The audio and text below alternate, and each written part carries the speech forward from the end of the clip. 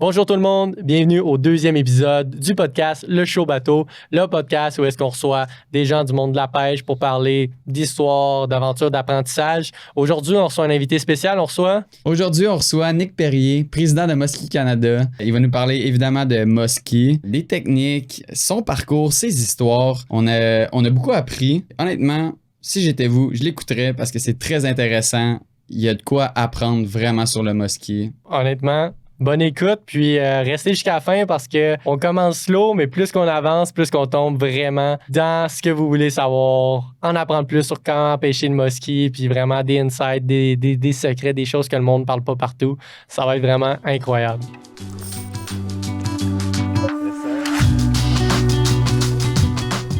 Cool, ben salut Nick, content de te recevoir. Hey, ça me fait plaisir les gars, je suis vraiment content d'être ici ce soir. Yes, premier, je dirais, épisode officiel avec toi. Vraiment, vraiment content de t'avoir. Écoute, Ced... Probablement, c'est un privilège de t'avoir. Je suis quelqu'un comme tout le monde. Là. Je marche pas sur l'eau, mais ça fait plaisir d'être ici. Ouais. Voudrais-tu commencer par te présenter? Qu'est-ce que tu fais un peu? Le monde qui ne te connaît pas. Alors, je m'appelle, pour ceux qui ne me connaissent pas, Nicolas Perrier. Je suis résident de Montréal. Puis, comme side gig que je fais à part mon travail de tous les jours au bureau, je suis président de Muskies Canada Montréal. Donc, je dis Montréal parce que Muskies Canada, c'est un organisme qui couvre le Québec et l'Ontario. Puis, on a un président au national. Puis, on a 13 chapitres. Donc, 13 chapitres, c'est des différentes régions. Puis, la région de Montréal, c'est le plus gros des chapitres depuis quelques temps. Puis, ça regroupe Montréal et les environs. Et déjà, il y avait un chapitre à Québec qui est moins actif, qui va probablement, dans les mois à venir, devenir ensemble avec Montréal. Il va y avoir un merge, comme on dirait en bon français. Là. Une agrégation des deux va devoir se faire parce qu'il n'y a pas grand-chose qui se passe à Québec. Mais déjà, il y avait beaucoup d'activités, mais il y a un peu moins de muskie à Québec. Mais ça prend un peu un minimum d'activités pour maintenir le chapitre. Il y a des petits règlements à suivre là, pour que le chapitre reste vivant. Ouais. Donc, en tant que dans ce rôle-là, je représente à peu près 100, 120, 125 membres en ce moment. Quand même. Puis, ces membres-là m'aident à organiser différentes choses, comme un tournoi qu'on fait annuellement pour des levées de fonds pour la recherche et la conservation du masquinongé. Le but principal de cette OBNL-là, c'est de bien montrer aux gens les bonnes méthodes de pêche au masquinongé. Donc, premièrement, c'est Sport and Research, donc le sport de la pêche au masquinongé. Mais pour faire ça, c'est une espèce tellement fragile qu'on aime ça montrer les bonnes méthodes. Okay. Puis, à part de ça, à part d'encourager les gens à bien attraper, bien remettre, faire une bonne remise à l'eau, on aide à faire de la reconstruction d'habitat où on travaille avec des biologistes dans différents coins du Québec. Puis, je peux peut-être parler un peu des études qu'on embranle pour cette année.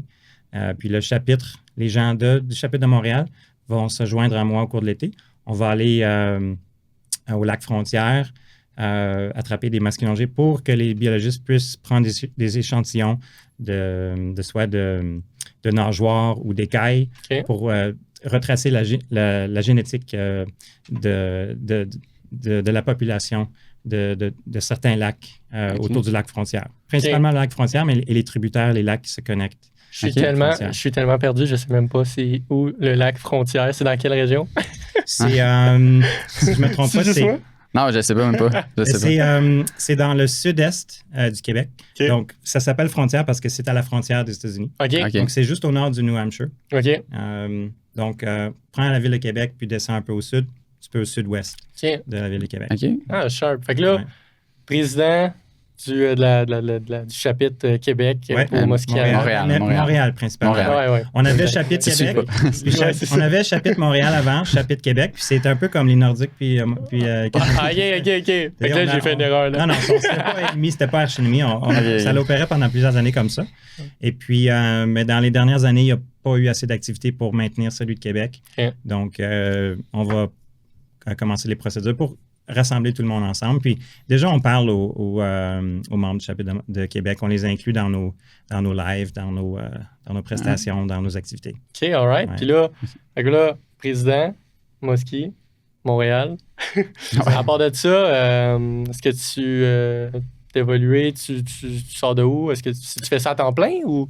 Non, pas du tout. Non, c'est quelque chose que je fais entre les heures d'un travail très occupé. Je gère une équipe d'ingénieurs autour du monde qui sont en Europe, aux États-Unis, en Asie, principalement en Inde.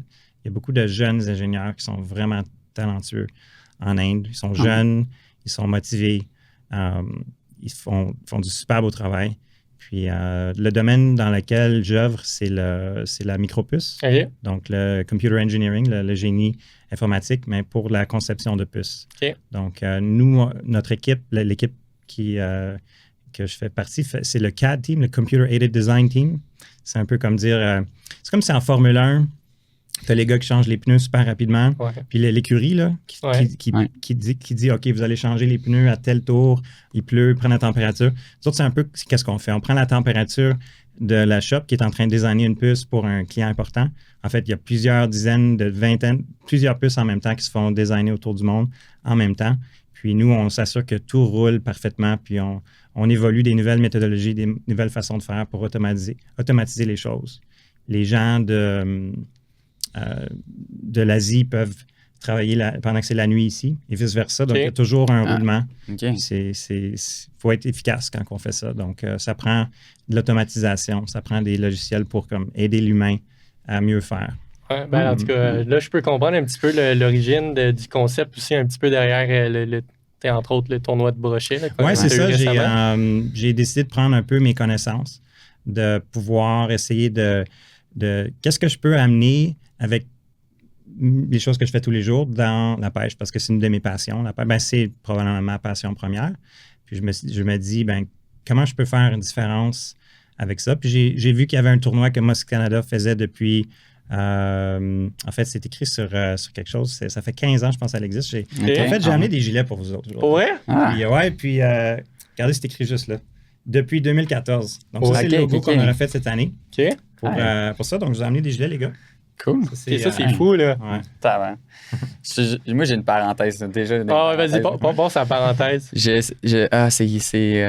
C'était où déjà qu'on avait été un salon de pourvoirie, le salon de... Ouais, qu'on avait les stickers Muskie Canada. C'était à Saint-Eustache. C'est quoi déjà? Surtout de Laval. Ah oui, Ah oui, c'était à Laval. Oui, je sais ce que veut dire. Le salon de... Big Bass. Ouais, exact. Bref, on avait été là. Puis, Expo Pêche, ça s'appelle. Ouais, 100%. On avait été là, puis on avait eu des stickers de Muskie Canada. Ouais. J'aimais vraiment le sticker, mais je connaissais pas ça encore. Et moi, je travaille dans la construction. J'ai un gros sticker de Muskie Canada sur mon casque de construction. Tout le monde, à toutes les fois du monde, ils sont comme Muskie Canada. C'est nice. Donc là, ça prend juste que tu deviennes membre. Puis déjà, peut-être dans ton cœur, tu es membre, mais là, ça fait juste que tu viennes t'impliquer. Puis ça va se passer bien. Ouais, c'est ça, parce que. À un moment donné, je pense que je t'avais déjà entendu, tu disais que là, vous avez des rencontres. C'est quoi? C'est mensuel que le chapitre se rencontre. C'est le premier mercredi de chaque mois. On se rencontre à la Chine dans le club des Anglers. Il y a un peu d'anglophones dans la région, mais c'est très francophone aussi. Là. Historiquement, la région de la Chine était plutôt anglophone, donc il y a des vieux noms qui restent. Aujourd'hui, c'est principalement francophone. C'est le club des chasseurs et pêcheurs du lac Saint-Louis. Puis c'est un édifice qui est là, ça fait, je ne pourrais pas dire combien de temps, ça doit faire 75 ans qu'il est là. Il y a aussi un club de voile qui partage l'édifice. C'est le seul, à ce que je sache, à ce que plusieurs m'ont dit, que c'est le seul édifice de chasse et pêche, de club de chasse et pêche qui reste dans la région de Montréal, parce que tous les autres endroits ont été désolés, ont été laissés pas au détritus, là, je cherche le mot pour... n'ont pas été maintenus. Oui, exact. Et puis, ont été détruits pour mettre des condos de luxe au lieu ou d'autres choses. Donc, c'est le seul endroit qui est vraiment un club de pêche. Puis, déjà, les Anglers, qui était le club qui était là pendant 50, 60 ans, là, pendant très longtemps, eux autres, les activités sont en diminution. Mais nous, on opère de là. Puis, il y a c'est comme un petit peu un petit bar en arrière. Là. Il y a beaucoup d'activités. Maintenant, la salle est louée pour d'autres choses. Puis si tu vas dans les portes en arrière, là, tu vas trouver les anciennes pesées qu'ils utilisaient il y a 30 ans. Ah ouais. pour leur tournoi. Tout ça. Donc, il y a beaucoup d'histoires dans cet édifice-là. Il y a des masquinongés d'empaillés puis des gros dorés d'empaillés, mais ça fait partie de l'histoire. Ben oui, Déjà, 100%. Eh oui. c'était la façon de faire. Donc, on a ça, puis on a des choses qui te font penser à un club de chasse et pêche. On se rencontre là une fois par mois. Puis, c'est pas tout le monde qui peut se déplacer. OK, ouais. Parce qu'on a des membres de Saint-Hyacinthe, de Blainville, de loin, là, de Mirabel, des gens qui viennent de loin. Donc, c'est pas toujours possible pour eux de se rendre. Mais on a un roulement d'à peu près 30 personnes, 30 à 40 personnes à chaque fois. Puis, si j'amène quelqu'un d'intéressant, un interlocuteur, un speaker, comme on dit, un présentateur qui a du sens, ben ils vont venir. Okay, ouais. OK, cool. Fait que vous vous rassemblez, vous jasez. Oui, on jase un peu, on parle de comment le club opère, on parle du budget. Puis là, souvent, je vais parler ça dure à peu près une demi-heure. Puis ensuite, on amène notre invité de la soirée. Puis on fait un podcast. Ben, pas un podcast, c'est plus un broadcast. Pardon. OK, un broadcast. Ouais, ça, c'est un podcast ici, c'est intime. Ouais. Là-bas, c'est moi qui parle avec le trésorier ou le directeur des membres.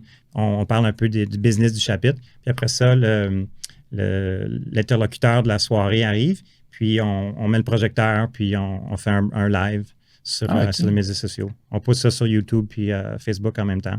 OK, cool. Ouais. OK, ça, c'est sharp. Ouais, honnêtement, j'aime ça. Ouais. J'ai vu aussi que tu nous as amené des... Oui, j'ai amené des restants du tournoi, les gars. Ça, c'est... en fait, vous étiez là. On est gâtés. C'est nous qui invite, mais... Vous étiez là au Gala Bait de Fuel qu'on avait organisé, qui était le rassemblement pré-tournoi. Ouais. Puis, on avait la bière du Trou du Diable, donc une microbrasserie qui sont pas vraiment près de Montréal, mais qui ont toujours fait une bonne bière qu'on retrouve dans la plupart des épiceries et même dans les dépanneurs. Donc, j'aime beaucoup leur bière. Donc, j'ai demandé à mon ami Max, qui est de la ville de Québec, en fait, qui les a appelés. Puis, on dit, hey, on fait un événement de pêche. Puis, ils ont fait en sorte qu'on a eu une super soirée. On a eu de la bière pour les 300 plus personnes qui étaient là. En fait, l'équipe de Thomas Marine a décidé de mettre la bière dans une chaloupe. Oui. Hey, c'était incroyable. Tout le monde allait servir dans ce qu'il voulait. Il y avait, je pense, 5-6 sortes. Là. Il en reste, je pense que j'en ai juste amené 2 sortes ce soir, mais... Alors, les gars, servez-vous. C'est pour nous ce soir. Donc, OK, je suis down. Vas-y. Je vais y aller avec... une IPA, OK. Celle-là. Qu'est-ce que j'ai, moi, là, ici? La Shawi Beach. 6,5 d'alcool. Ouais. OK, c'est bon. Hey, on a la même chose. C'est la même chose. Ouais. IPA blanche dans le 6,5, mais c'est pas la même bière. On va goûter à ça. C'est mort. Santé à vous. Ouais, santé. ASMR. Santé, merci. Bon, hey, thanks. Mais vraiment cool, honnêtement. J'aime ça. On invite, puis on reçoit... déjà là, tabarouette. Le hoodie, la bière, juste là, de pouvoir te jaser, honnêtement, ça fait plaisir, les gars. C'est vraiment le fun d'être ici avec vous. J'ai toujours pensé en fait, j'ai déjà eu un petit peu d'expérience sur un podcast, celui de Lapi, de Max et Nicolas. Très bel épisode, en passant. Vraiment bien fait. Très bon podcast aussi. C'est des gars qui peuvent amener leur kit où ils veulent. C'est mobile, leur studio, c'est mobile. OK. Puis ce soir-là, on avait fait celui avec Sam Tesser. Ouais. Puis ça dure une bonne heure et demie. Puis après ça, on a fait un autre. Donc, des fois, là, ils se cassent 4 heures, 5 heures de temps en une soirée. Puis si vous pensez après ça, il y a du editing à faire, il y a beaucoup de petits ajustements à faire. Puis c'est beaucoup de travail. Ouais. C'est beaucoup de travail. 100%. Donc, je sais le travail que vous avez derrière ce que vous faites. Là. OK, c'est pour ça qu'on en doit une bière. Donc, c'est important d'avoir la bière dans un podcast parce que ça l'aide à faire rouler les idées plus aisément. Prendre une petite pause. Ben, c'est le fun parce que je pense qu'une des questions qu'on voulait te poser, je pense que c'est une question de base, c'est vraiment un petit peu, ça vient d'où ta passion pour la pêche? Où est-ce que tu as commencé à pêcher? Mm-hmm. Ben, j'ai une famille qui a toujours eu, on n'est pas des familles riches, là, mais ma famille a toujours eu un chalet. Donc, ça a commencé avec, en fait, toujours. Je veux dire, mon grand-père avait un chalet au lac Sicrère. Okay. En anglais, c'est Lake Scrier. Lac Sicrère. C'est un lac qui est pas loin du lac Simon, dans le nord de Ottawa, le Gatineau. C'est à peu près 1h15. OK. Puis ensuite, son fils, ben, mon père, aussi un chalet je pense qu'il avait 40 ans, peut-être juste avant qu'il ait 40 ans, il a acheté un petit chalet. OK. Puis aujourd'hui, on a encore un chalet familial. Moi, j'ai pas fait le bon encore d'avoir mon propre chalet, mais mes parents ont un superbe chalet, puis OK. on le partage avec ma soeur, puis nos familles ensemble. Donc aujourd'hui, c'est dans la même région, c'est au nord du lac Simon. OK. Puis, donc, toute ma jeunesse, je pense que j'avais 6 mois, mes parents, je dormais dans un tiroir au chalet. On louait. Ah ouais? Quand mes parents avaient dans la vingtaine, là, ils louaient un chalet. OK. Puis, je pense que je dormais dans le tiroir. Puis, on allait. Mon père mettait toujours une ligne avec un verre de terre. Puis, les parents, il y avait des amis, puis ils faisaient leur soirée la fin de semaine. Puis, il y avait toujours des lièges. Donc, OK. OK. les lièges servaient comme pour flotteurs parce qu'on n'avait pas les petites boules blanches et rouges. Là. Ah Donc, ouais? souvent, c'était improvisé. C'était un liège avec un petit bas de ligne, avec un hameçon puis un verre de terre. Puis, moi, je passais mes soirées là, le dimanche avant qu'on parte pour retourner en ville. Là, j'avais toujours ma ligne sur le quai. Puis, le chigan, j'en ai attrapé beaucoup quand j'étais petit. Ah ouais. Ah ouais. C'est là ça a commencé. J'étais tout petit. Puis, j'allais chercher les écrevisses, les grenouilles. Il y avait un petit cric qu'on appelait au bord du lac. Là. OK. Puis le pédalo qu'on avait était pédalo assez neuf, jaune, super lustré. Puis il revenait plein de boue, des wawarons, des tortues. On en ramenait de tout, Ah ouais. du petit cric, ma soeur et moi. Puis avec le coup de soleil et tout. Là. Puis on a appris jeune à comprendre la nature d'un lac, là, les têtards, les petites... les poissons-chats là, avec les petites barbottes, avec les petits nuages de barbottes noires. Là. Ouais. On les voit moins aujourd'hui, là, mais il y en a des lacs, vous en voyez encore. Les amphibiens, comment on appelle ça encore? Les petits, c'est pas des lézards, mais Les salamandres? Salamandres, voilà. Ouais. Je sais pas pourquoi le mot m'échappait. Donc, les salamandres et tout. Donc, déjà jeune, je comprenais un peu la chaîne alimentaire, mais j'aimais vraiment aller pêcher. Puis Ah ouais. il y avait des rapides pas loin, puis je mettais mon masque, puis je voyais des truites là-dedans, je voyais des achigans, puis quand je les voyais, ben, je revenais une demi-heure plus tard que ma ligne, puis ben, je les attrapais. Ah ouais, Puis, OK. Ouais. Et moi, je voulais toujours garder les poissons. Toujours. Quand tu es enfant, là, papa, je veux le garder, je veux le garder. Ouais. Ben, mon père m'a dit toujours très jeune, tu devrais le laisser aller. Tu devrais le laisser aller. Puis tu devrais laisser aller, Nicolas. Ça a toujours ça a fonctionné quand j'avais peut-être 10-12 ans. Là, je ne voulais plus les garder. Là, je voulais vraiment les remettre. Ouais. C'est bon, c'est une bonne mentalité déjà. Mais j'en garde pour la consommation de temps en temps. OK. Un petit doré de bonne taille qui va faire un bon souper ce soir-là, il n'y a vraiment rien de mauvais de consommer. Qu'est-ce qu'on attrape? On a vraiment une richesse renouvelable au Québec. On a beaucoup de poissons. Mais tu ne vas pas me voir remplir un sac parce que j'ai le droit. Là. Non. Je vais juste prendre un petit peu. Ouais, tu peux te faire un petit lunch de temps en temps. Puis je pense que tant que c'est dans le respect de la ressource, là, au final. Tu t'en vas pas à la pêche absolument parce que tu veux pogner ton quota. Oui, c'est ça. Mon congélateur va avoir un petit peu de filet de doré là, de temps en temps, puis je vais en sortir un mardi soir, là, on va faire, les enfants aiment ça. Puis, mais j'ai pas un congélateur dédié à des filets de toute espèce. Non. Ben, là, surtout, je pense que là, t'es un grand pêcheur de masquinongés. Il y en a des plus grands que moi dans le chapitre. Ouais. Moi, s'il y en a là, qui mettent des heures et des heures et des heures, moi, j'en mets, mais pas autant que certains. Il y en a qui sont vraiment dédiés, là, qui en attrapent 60 par année, 100 par année. Une bonne année pour moi, c'est comme 15. Okay. C'est pas beaucoup de temps. J'ai pas énormément de temps. Non mais tu es beaucoup dans l'analyse. Oui, puis je vais concentrer ça aussi l'automne. L'automne, là, le mois d'octobre, novembre, là, je vais vraiment concentrer quelques jours. Je vais faire comme une petite sortie, là, je vais concentrer. Mais l'été, là, c'est un samedi sur 3, c'est difficile. Là. Ou un dimanche matin sur 3. Il y a beaucoup d'actions autour de moi. Là. Famille, sport, les enfants, puis Ben, le travail, c'est Ouais. sûr, et tout, là, Ouais, mélangé. ouais, Là. ouais. Je suis curieux de savoir, tu parles que ben, tu as commencé jeune avec la chican, la truite ici Mhm. et ça. Mhm. C'est quand que tu as commencé le musky?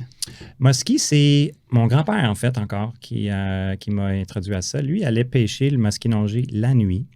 OK. OK. C'était la méthode dans ce temps-là. C'était les années 80, 90 un peu. C'était un lac près de Chelsea, encore une fois dans la grande région de Gatineau, là, au nord du parc de la Gatineau.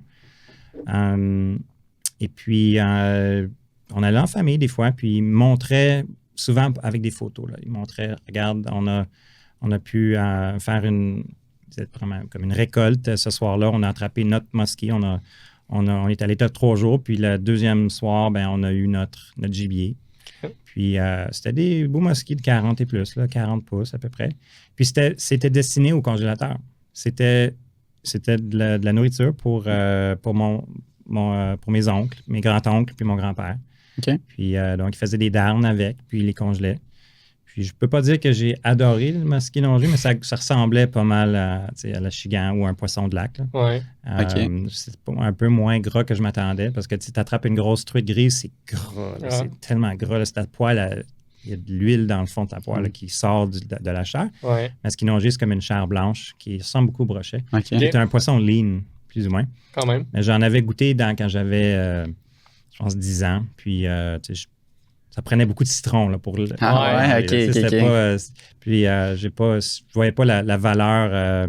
Sûrement, c'est nutritif, là, parce que c'est un poisson de lac là, qui est bien nutritif, mais j'ai pas accroché sur ça. Ben, mais ce que tu vois, c'est ce que je trouve. Comme je trouve que ça a évolué. T'sais, de base, j'ai entendu souvent des histoires qu'il y a du monde qui pognait des muskies puis ils s'en débarrassaient parce qu'ils disaient que c'est une espèce nuisible. T'en as d'autres qui je pense que c'est puis plus là, maintenant, ça, c'est plus la réputation du brochet. Ah ouais? Les gens qui attrapent un brochet par accident, ça, c'est un mangeur de doré, je vais le lancer dans la forêt puis je vais le laisser mourir. Okay. Le muskie, ça a toujours été un poisson un peu plus rare que le brochet. Okay. Puis, malgré qu'il y en a dans certains grands cours d'eau, même dans certaines pourvoiries dans le nord, là, il y en a un peu. Là. C'est assez rare comme prise. Donc, quand les gens l'attrapent, ont plus tendance à le remettre à l'eau. Okay. Mais faut vraiment faire attention. Surtout en juillet, au mois d'août, dans les canicules, s'il est mal oxygéné, même s'il repart, sa survie va être en doute. Il faut vraiment bien oxygéner un musky nongé. Surtout que les nageoires commencent à développer un peu de couleur rouge, ça indique que son taux d'oxygène est vraiment baissé, vraiment tombé. Puis, je l'ai vu même par expérience. Quand j'attrapais un musky nongé par accident, quand j'allais au brochet, les mêmes lacs que j'ai mentionnés, j'allais avec un voisin, un monsieur âgé là, qui m'amenait. On attrapait parfois un musky nongé, puis on les gardait dans le vivier. Puis le musky nongé, c'était le premier à fatiguer, le premier à tourner à l'envers. Ah ouais? Puis, j'aurais pensé l'inverse, mais j'aurais pensé que ça allait être tough. C'est pas ça a l'air tough. C'est très fragile. Puis une fois après une pêche, on voulait laisser aller le musky nongé. Puis il semblait être correct. Puis on a passé comme 45 minutes, mon père et moi, à essayer de le ranimer. Puis il partait un peu. Puis là, il retournait. Puis on le ramenait, on l'oxygénait. Il faut mettre de l'eau dans sa bouche, pas par en arrière. Il faut que l'eau rentre par sa bouche. Okay. Donc, il faut que tu marches avec. Là. Tu marches dans 4 pieds d'eau puis tu essaies de l'oxygéner. Puis, on n'a pas réussi. Donc, puis les brochets, bing, bang, partaient tout de suite. Puis, ils ont eu les mêmes conditions, la même condition d'oxygène dans le vivier. Mais les muskies sont très fragiles. Ils ont tendance à avoir un choc d'énergie plus fort. Comme ils vont donner un boost plus fort, une bataille beaucoup plus intense qu'un brochet. Mais c'est très rapide, donc ils brûlent leur énergie très rapidement. C'est un peu comme un Carl Lewis, un coureur de 100 mètres. Ouais. Il ne peut pas faire un 500 mètres, un kilomètre. Il va brûler son énergie après 300 mètres, puis il peut pas... le corps du musky est fait pour la force et l'attaque, puis c'est pour aller se nourrir. Puis c'est pas un poisson que tu vas vraiment retrouver dans les grands courants. Il y en a qui sont dans les pools, dans les endroits où le courant n'est pas fort. Tu vas les retrouver dans les rivières parce qu'il y a du courant aussi. Ah ouais. Exemple, truite versus masquinongé, est-ce que c'est le même niveau de fragilité, entre autres? Parce que moi, dans ma tête, tu sais, quand j'entends truite, je me dis, Ouais, c'est un truite, poisson qui est fragile. Ouais. Souvent aujourd'hui, c'est plus commun qu'avant. Ils disent, tu devrais probablement, t'es mieux de garder ta truite mouchetée que d'essayer de la laisser aller. Parce que les chances de survie de la truite sont bas. Je pense qu'ils parlent de truite de 12 pouces. Là. Une mouchetée de 20 pouces que tu gardes pas longtemps, puis c'est pas une canicule de 34 Celsius. Là. Puis le lac, il y a une profondeur pour que le poisson puisse aller reprendre ses forces dans l'eau froide. Je pense qu'il y a une bonne chance. Mais si tu as une truite, petite truite, eau chaude, c'est pas mal. C'est peut-être mieux de la garder pour l'assiette. OK. OK. Ouais. Mais c'est le fun que tu parles de ça un petit peu parce que là, tu sembles avoir du knowledge un petit peu sur ce type de poisson. Moi, je répète ce que les biologistes disent. Moi, c'est pas les reels le soir là, des influenceurs de 16 ans, de 22 ans. Ça, c'est mon genre. C'est plus les biologistes que je vais écouter. C'est pas Steve-O sur l'eau, là. Mais, exemple, tu sais, parce que on va dire, est-ce que c'est dans le même type de poisson, mais je sais que j'ai entendu dire que tu pêches aussi, tu pêches le masquinongé, mais aussi, exemple, la wananiche quand même. Oui, ça, c'est un poisson que je pêche beaucoup. Encore une fois, c'est un poisson explosif, la wananiche. C'est le saumon atlantique qui a été capturé par les glaces dans l'ère glaciaire. Là. Déjà, les mers allaient jusqu'ici, là, à Montréal. La mer était ici. Puis, dans les pools, là, qui sont des lacs aujourd'hui, ben, les saumons atlantiques ont resté pris là.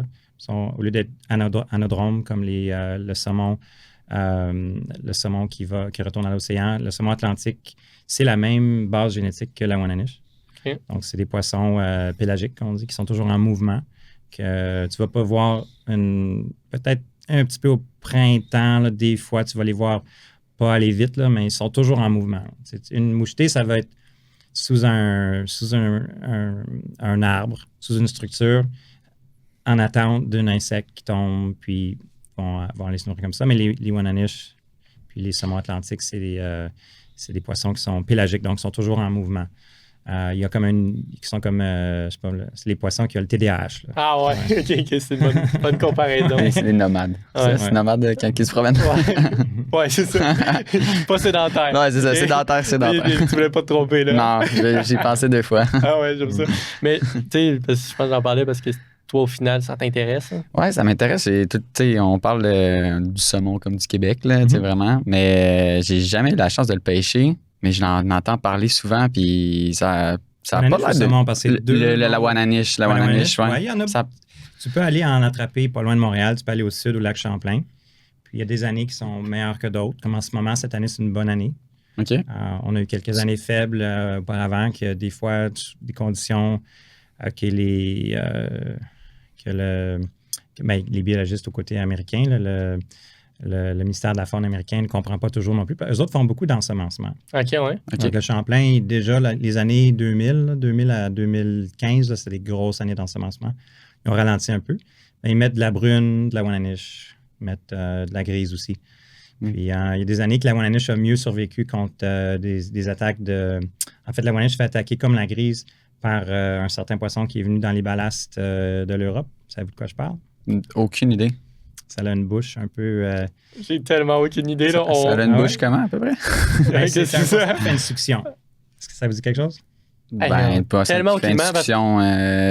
Moi, non. Moi, perso, on sait qu'on est... C'est un parasite. C'est un poisson parasite. Il y en a une espèce un peu semblable dans la mer qu'on retrouve des fois sur les requins. OK. Mais il y en a ça vient des cours d'eau douce de l'Asie. Ah, pas des trucs dégueulasses, vraiment. Là, que tu vois des gens qui ont pogné des achigans puis c'est accroché dessus. Là. Ouais. C'est quoi le nom? Je ne vais pas le dire. Après les. OK, OK, ouais, OK, c'est pas gros, ça. C'est un poisson parasite. OK, mais c'est pas gros. OK, c'est comme une genre de. On dirait une sangsue, mais avec des crocs, là. Ouais, c'est quoi? Je sais pas c'est quoi le nom de ça. Aucunement du nom. OK, on va voir si ça sort. Là. Ouais. Mais, OK, ouais. Mais ça, j'ai vu ça. Puis à chaque fois que je vois ça, je suis là. Ça commence avec un L. J'ai aucune idée à quoi ça... Non, OK, ça va avancer parce que je l'ai vu, mais je l'ai oublié tout de suite. Ça t'es-tu déjà... Lamproie. Ah oui, c'est bon. Lamproie, OK. Ouais, donc, c'est un poisson qui a été apporté dans les ballasts, je pense, dans les ballasts des navires. OK. Et c'est un poisson C'est un poisson, en fait. Ça a des branchies comme tout autre poisson, mais c'est un poisson qui est parasite. Donc, il se nourrit sur le sang des plus gros poissons. OK. Donc, le lac Champlain en a beaucoup. Il y en a dans le fleuve aussi. Ça en trouve un peu moins. Le masquinongé, des fois, a des marques, surtout sur le dos. OK. Mais si vous allez pour la grise au lac Champlain, il y a des années qui sont vraiment infestées. Presque chacune des truites ont une bonne blessure là, d'une lamproie. Mais comment ça s'accroche? C'est un poisson qui aime les profondeurs aussi. Donc, il est un poisson de fond. Donc, les grises, c'est des poissons qui passent beaucoup de temps près des fonds. Donc, ils s'accrochent quand ils sont près du fond. Les Wananish, ça, c'est quelque chose que je ne comprends pas trop. Parce que les Wananish sont en suspension d'habitude. Ouais. Ils sont très hauts dans la colonne d'eau. Ils doivent se nourrir le soir dans les eaux moins profondes. Alors, je ne comprends pas. Tu vois qu'il y a moins de marques de l'emploi sur les Wananish, mais tu en vois quand même. Là. Cette semaine, j'en ai vu passer là, des gars qui sont allés au Champlain. Puis il y avait des marques sur leur Wananish. OK. Ouais. Ça t'es-tu déjà arrivé que tu as pris une Wananish puis il y en avait dessus? Moi, dans les lacs que je pêche, la Wananish, il n'y en a pas. Il y en a zéro. OK, il y en a zéro. Puis il n'y a pas de moule zébré non plus. Puis c'est des lacs qu'il faut que tu fasses rincer ton bateau obligatoirement. Il faut que tu aies une vignette. C'est vraiment ton bateau est inspecté. Les ballasts de ton bateau sont vidés. OK. Donc, le Québec fait attention pour les espèces invasives, là, les espèces qui sont nuisibles, qui ne sont pas de notre écosystème.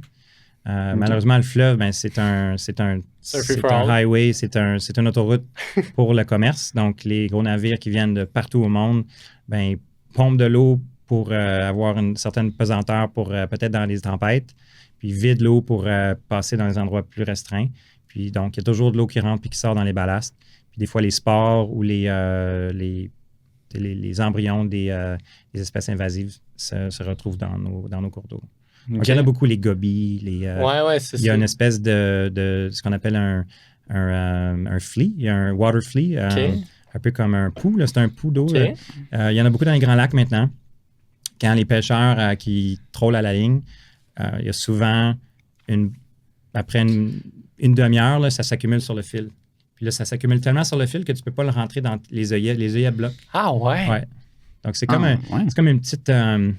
c'est comme un petit squelette. OK. C'est un petit puceron d'eau, là. Un water flea, je pense qu'il appelle. J'ai oublié le nom. Ça a un nom. Désolé. Tu vas sûrement trouver plus facilement que moi avec la lamproie, là. Ouais.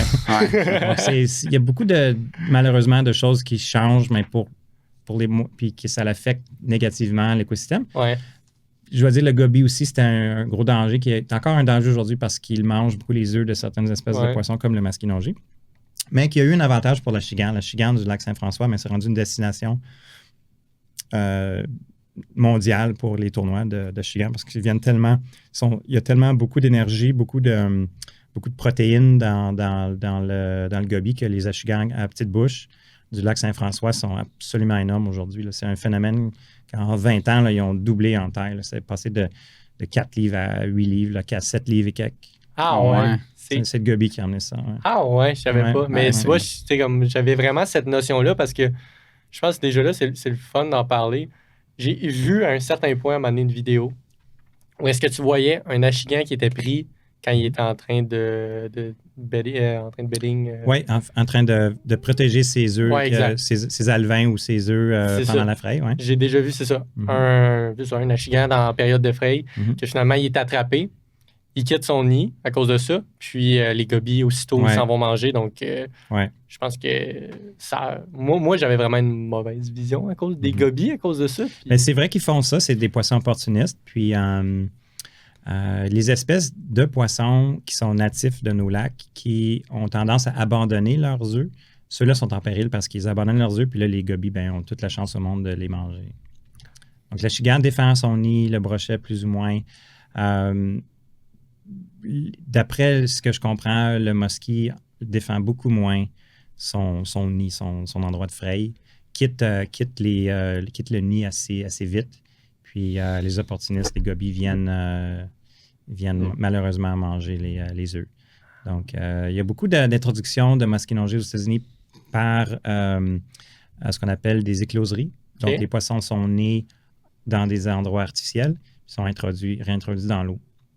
Ils trouvent quelquefois, les biologistes font des recensements dans le fleuve, ils mettent des filets puis ils mettent un petit onde de choc. Là, pour les faire revirer puis mesurer et tout. Voilà. Puis ils trouvent parfois des alevins, des petits mosquinongés, qui veut dire qu'ils sont nés dans l'écosystème du fleuve, là, dans le système d'eau des grands lacs et du fleuve. Mais de moins en moins. Alors, c'est un problème pour le masquinongé. Donc, d'après ce qu'on comprend, les adultes qui sont là se reproduisent, mais à cause des gobies, il y a une perte énorme de la relève, là, des petits alevins. Ils se rendent pas loin. Puis, un masquis, sais-tu combien de temps ça y prend avant de devenir mature pour se reproduire? J'ai une idée. Je ne vais pas connaître le chiffre exact aujourd'hui. Ça change. C'est un peu différent pour les femelles et les mâles. Mais je pense que la maturité sexuelle d'une femelle, je pense que c'est 17 ans au moins. C'est beaucoup, là. C'est loin. C'est long. Tu peux m'enduire d'erreur, là, mais les grosses femelles qu'on protège, là, c'est 40 et plus. Là. Ah ouais. Ouais. Puis ça, c'est un masquinongé, ça vit 30 à 40 ans. Là. Les légendes, les 60 pouces, là, ça approche les 40 ans. Tabarouette. Ouais. Les gros masquis qu'on voit, c'est des... Les 40 pouces, ça a 25 ans, c'est 18 à 25 ans. C'est tellement fou. Ça dépend toujours de l'alimentation, de l'environnement pour la taille, là, mais ceux du fleuve, les gros spécimens qu'on attrape, là, c'est des poissons qui ont 20 ans. C'est tellement fou. Ouais. Pour ça, je pense que c'est important de faire attention aux poissons quand on veut le remettre à l'eau et tout, là, faire une belle remise à l'eau, c'est ça qui est important, c'est ça qu'on veut. Oui, 100%, mais c'est impressionnant. Pour vrai, quand tu y penses, tu te dis, OK, mais ce poisson-là, il a tel âge, ben, il y a comme un respect aussi qu'il faut donner à ça. Parlant de mosquis, exemple, nous, là, on est des débutants, là. On a tous pas. Avant ça, Vas-y. Avant de rentrer là-dedans, ben, moi, je voulais savoir, c'est quand, mettons, parce que tu nous as parlé, tu as commencé le masquis avec ton grand-père. Oui. Mais c'est quand que tu t'es fait comme, OK, moi, je pêche le masquis sérieusement, tu sais, mettons, que ça devient comme. Oui, ça, c'est.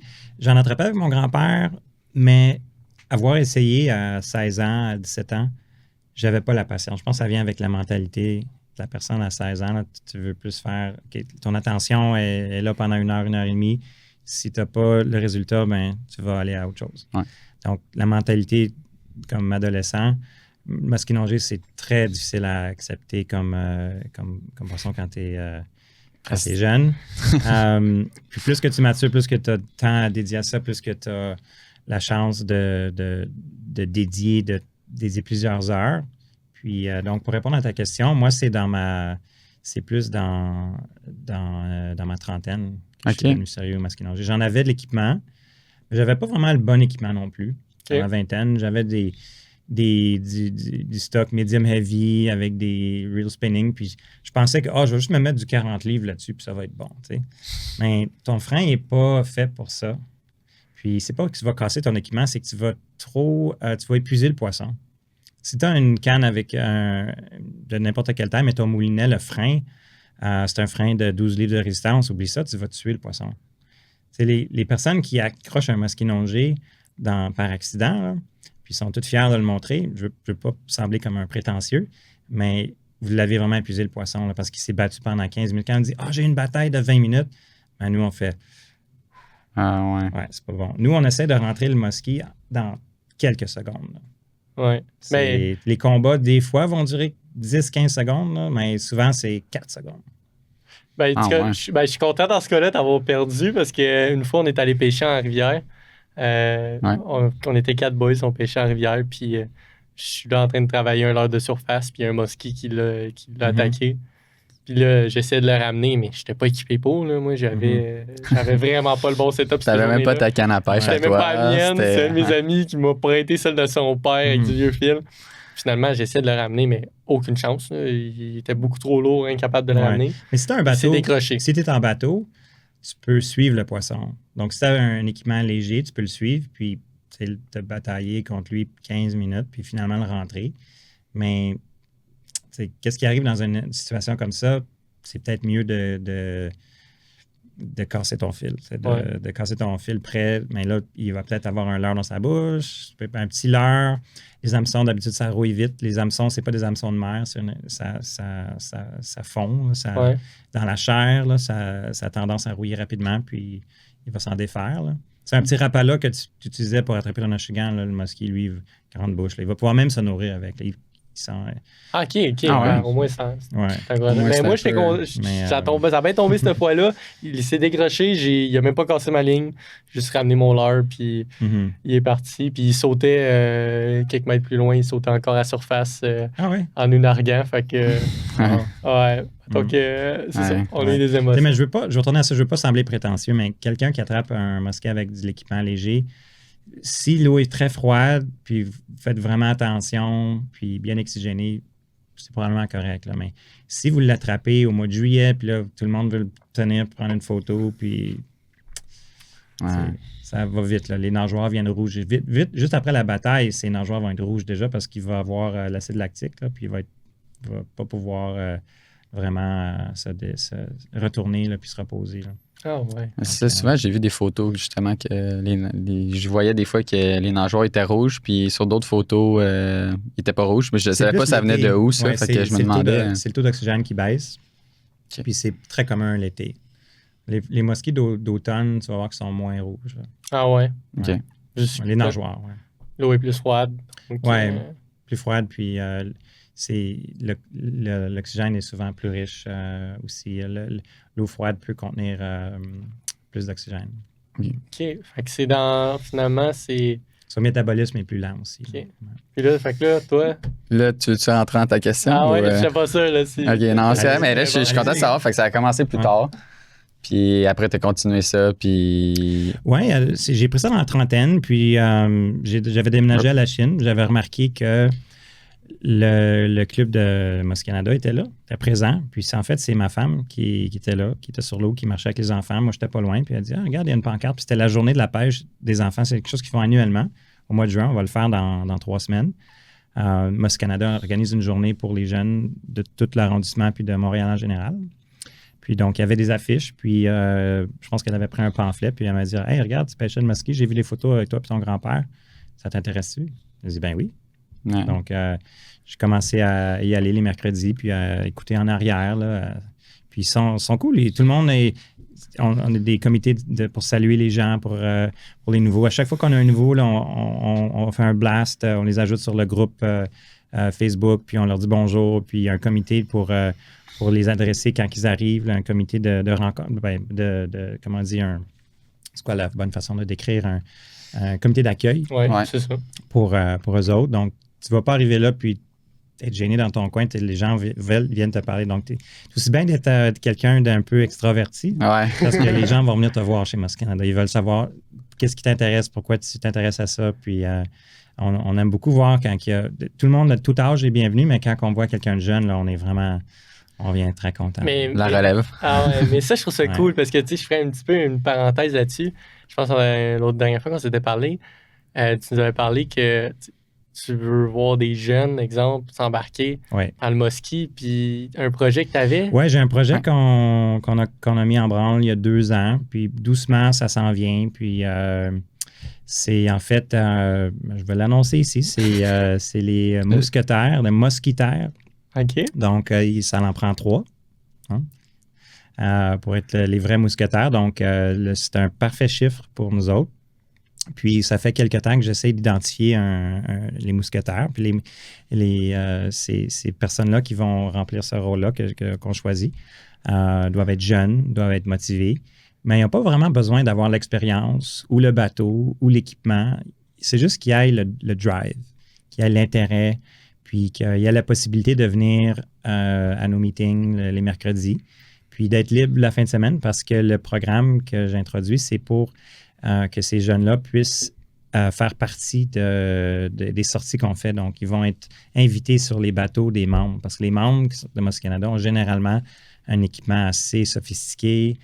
ont les bonnes méthodes, connaissent les endroits, ainsi de suite. Donc, c'est une belle opportunité pour les jeunes. Ben, là, c'est pas juste une Puis, belle opportunité, là, c'est ouais, incroyable. Là, c'est- j'aimerais ça. C'est en bas de Ouais. quel âge? En bas de 25 ans, c'est quoi? Moi, j'ai pas vraiment de limite. Là, je veux dire, j'aimerais ça qu'il y ait comme un senior qui apprend, qui est là pour chapeauter les autres aussi. Puis le premier, il est assez jeune. Là. Ouais. J'ai choisi, ouais. Il est assez Fait que t'en jeune. as déjà un de J'en ai- choisi. J'en ai un de choisi, ouais. OK. Ouais. OK. Puis la façon que je vais le dévoiler, ça va être, je sais pas si le podcast ce soir Ça va va- sortir ça- avant la date, je sais pas. Mais ça va être au mois de juin, début juin. OK. Puis l'idée que j'ai, c'est de faire un peu comme un draft de hockey. Là. Ah ouais? OK, OK, OK. Pense le jeune là, qui se fait choisir, puis qui arrive, puis là, avec les caméras qui flashent, là, puis là, il met le gilet, là, puis la casquette, là. Aïe, Ben, aïe. je vais avoir préparé ça. Oh Ah, my ça, c'est God. fou, ça, c'est Imagine fou. avoir genre On fait un être draft. jeune un peu, là. Puis Ouais. là, tu vis ce moment-là, puis là, tu vas apprendre des masters. Là. Fait Puis qu'en là, je peux aller piger dans les quarantaines de commanditaires qu'on a pour les équiper. Ah ouais? ah, ça, c'est cool. Ouais. Wow! Fait qu'en gros, si je comprends bien, tu recrutes 3 jeunes que ils vont être ils vont apprendre vraiment la pêche c'est-tu juste pour le musky? C'est pour le musky, ouais. OK, fait qu'ils C'est vont vraiment apprendre les pour ça. Mais des fois, on fait des sorties autres que le musky. Mais ce Canada n'est pas juste ça, on fait des sorties de d'autres choses. Là. OK. On va l'automne, on fait des voyages ensemble. Mais pour le programme des mousquetaires, c'est vraiment pour, pendant que la saison estivale est en force, à chaque fois que la météo elle est bonne, les jeunes vont, on va faire un appel. Hey, il y a 3 bateaux disponibles. Il y en a un à Terrebonne, il y en a un sur le Mille-Îles, il y en a un sur le Saint-Louis. Est-ce que vous voulez-vous embarquer? OK. Donc, les jeunes ont juste besoin d'aller soit en métro, soit avec leurs parents, ou je sais pas, ils doivent se rendre à la descente, puis le reste est fait. Lunch, crème solaire, that's it. OK, cool. Fait que là, ils vont apprendre des passionnés de musky. Ils vont apprendre des bonnes méthodes. Ouais. Puis, crème, c'est parfait. Et comment pas se ouais, t'es blesser jeune, aussi. hein? Ah ouais, hein? Quand- Ben ouais, t'es jeune comme si... Quand on décroche un musky, les gars, là, on peut se blesser sérieusement. Là. Ah ouais? Si, avec les trépieds qu'il y a aujourd'hui, là, si vous mettez votre main à un mauvais endroit, le timing n'est pas bon, même quand vous le transportez, même dans l'appui, l'appui, c'est un moment dangereux. Là. Puis si tu ne veux pas le blesser, tu ne veux pas le serrer trop avec des pinces, mais c'est toujours fragile. Donc, pour un enfant, de se faire accrocher un enfant, un jeune homme, une jeune fille de 16 ans à 20 ans, de 15 ans même, je dirais même 13 ans, c'est possible aussi, de se faire accrocher par un trépied, Musky Canada va peut-être pas avoir une bonne réputation. Ouais. Non, c'est Donc, il ça. faut vraiment faire attention. Donc, c'est pour ça qu'on veut leur montrer, dès un jeune âge, les choses à faire attention quand Ouais. tu veux décrocher un Les musky. bonnes Il y a des méthodes. outils spéciaux qu'on utilise. Là. Ah On est des dentistes. Là. Ah ouais? Dentistes à Musky Nongé, Ben, ouais. c'est drôle, ça me fait rire, parce que ça me fait penser à notre ami qu'il n'a jamais pêché de brochet de sa vie. Puis là, on espère lui faire attraper un brochet cette année, mais on l'avertit, tu sais. Ah ouais. Ça doit être un peu similaire, mais encore plus intense avec Ben, le c'est plus musky. semblable. Je dirais que la dentition d'un brochet est pas mal améliorée. Leur génétique est très, très Exact. proche, ouais. Fait que c'est de faire attention parce que exactement, faut que tu fasses attention. J'ai eu assez de marques dans ma vie, puis Ouais, c'est ça. mais en même temps, Lui, il commence aussi, fait que tu sais, il est vraiment pas habitué. Mais je dirais les dents de ces poissons-là, c'est des Essox. Là, c'est Ouais. la famille des Essox, E-S-O-X, ouais. le nom latin. Là. OK. Tu vas te maganer la main, mais tu vas t'en sortir. Ouais. Mais c'est l'hameçon que si tu mets la main dans la bouche pour décrocher, puis là, l'hameçon vient te chercher, puis là, le poisson est vivant, puis toi, tu es connecté au poisson. Ouais. Mais lui, il va se battre, puis il va agrandir ta plaie. Là. Ouais. Puis il va renfoncer l'hameçon. Puis là, tu n'as un trépied, mais là, 30 secondes plus tard, tu en as 4 trépieds dans. Ah, Ouais. je- C'est là que le danger ça- peut s'accumuler vite. Ouais, j'ai déjà vécu Ouais. un petit peu celle-là. Là, Ouais. Tu sais, comme moi, OK, si je me fais accrocher par le brochet, c'est pas si pire, mais une Mhm. fois que le brochet décide de se gigoter, puis que là, finalement, tu te ramasses avec l'hameçon, là, t'es un petit Ouais. peu moins content parce que ça fait plus de dommages. Ah, j'ai vécu une situation comme ça, mais on en entend souvent parler, mais c'est juste, j'ai l'image. C'était pas un musky, mais c'était un brochet, un gros brochet. Je pêchais avec mon grand-père. Puis là, il pogne un très gros brochet. J'étais très jeune, je me souviens plus combien de pouces, mais il en avait pris un très gros. Puis c'est ça, dans la prise, il arrive pour le décrocher, puis à la dernière seconde, il a donné un coup de tête, puis il s'est rentré carrément l'hameçon brin profond, il a traversé bord en bord Ouais. son doigt. Tu sais, moi, j'étais vraiment jeune, j'avais quoi, 8 ans, 7 ans peut-être. J'étais avec mon cousin encore plus jeune. Puis, tu sais, quand il nous a montré son doigt avec l'hameçon, notre face a Ouais. changé. Là, tu sais, il Devenu l'a blanc, montré là, comment faire. Là, il l'a fait devant nous. Il a montré comment la procédure pour sauter l'hameçon. Mais c'est là que j'ai compris que c'est important de faire attention. Là, quand ouais. Et toujours portez vos lunettes. Toujours, Ouais. que ce soit à la Chigan, au bas d'Orée-Brochet, quand il y a du casting dans le bateau, vous êtes deux, là. Les lunettes, c'est pas juste pour le soleil, c'est pour protéger vos yeux. Parce qu'un hameçon dans l'œil avec un ardillon, c'est... Attends-toi à avoir des dommages importants. Ouais, Tu vois, ça, je pensais pas, mais moi, il y a une fois, je me suis. Ben, c'était ça, c'était avec un brochet que je me suis vraiment. J'étais tout seul à pêcher, puis je faisais tout, puis je me suis ramassé un bon hameçon. J'étais tout seul sur le boat, mettons que tu tiens l'hameçon pendant un bout dans ton doigt, puis là, tu dis, OK, comment je m'arrange, mais ouais, imagine pas dans l'œil.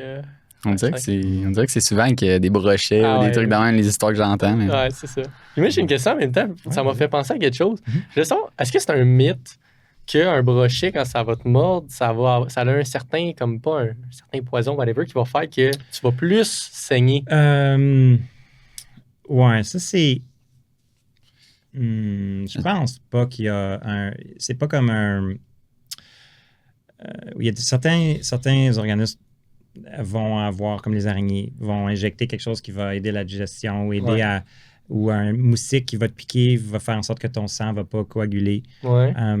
Je pense pas qu'il y a de quoi comme ça dans le brochet, non. Mais il y a beaucoup de bactéries dans l'eau. Sa bouche a des bactéries, mais pas nuisibles pour lui, mais la bactérie. Donc, les risques d'infection sont peut-être plus élevés que du papier sablé, on va dire. Parce que, ouais, c'est ça. Ouais. Parce que moi, c'est à chaque fois, exemple, que là, je me suis fait couper, exemple, par des dents de brochet. On dirait que mon père, mon grand-père me disait tout le temps, ben, OK, mais ça saignait, puis ça saignait pendant longtemps. Puis j'ai toujours remarqué ça aussi, mais je pense pas. Je pourrais. Ça, on sait pas. Ça, c'est quelque chose que je n'ai pas la réponse. Okay. Mais je doute que ça soit comme ça. En tout cas. Moi, tu vois, je pense juste que c'est parce que c'est les extrémités, mais ça, c'est juste ça que je pense.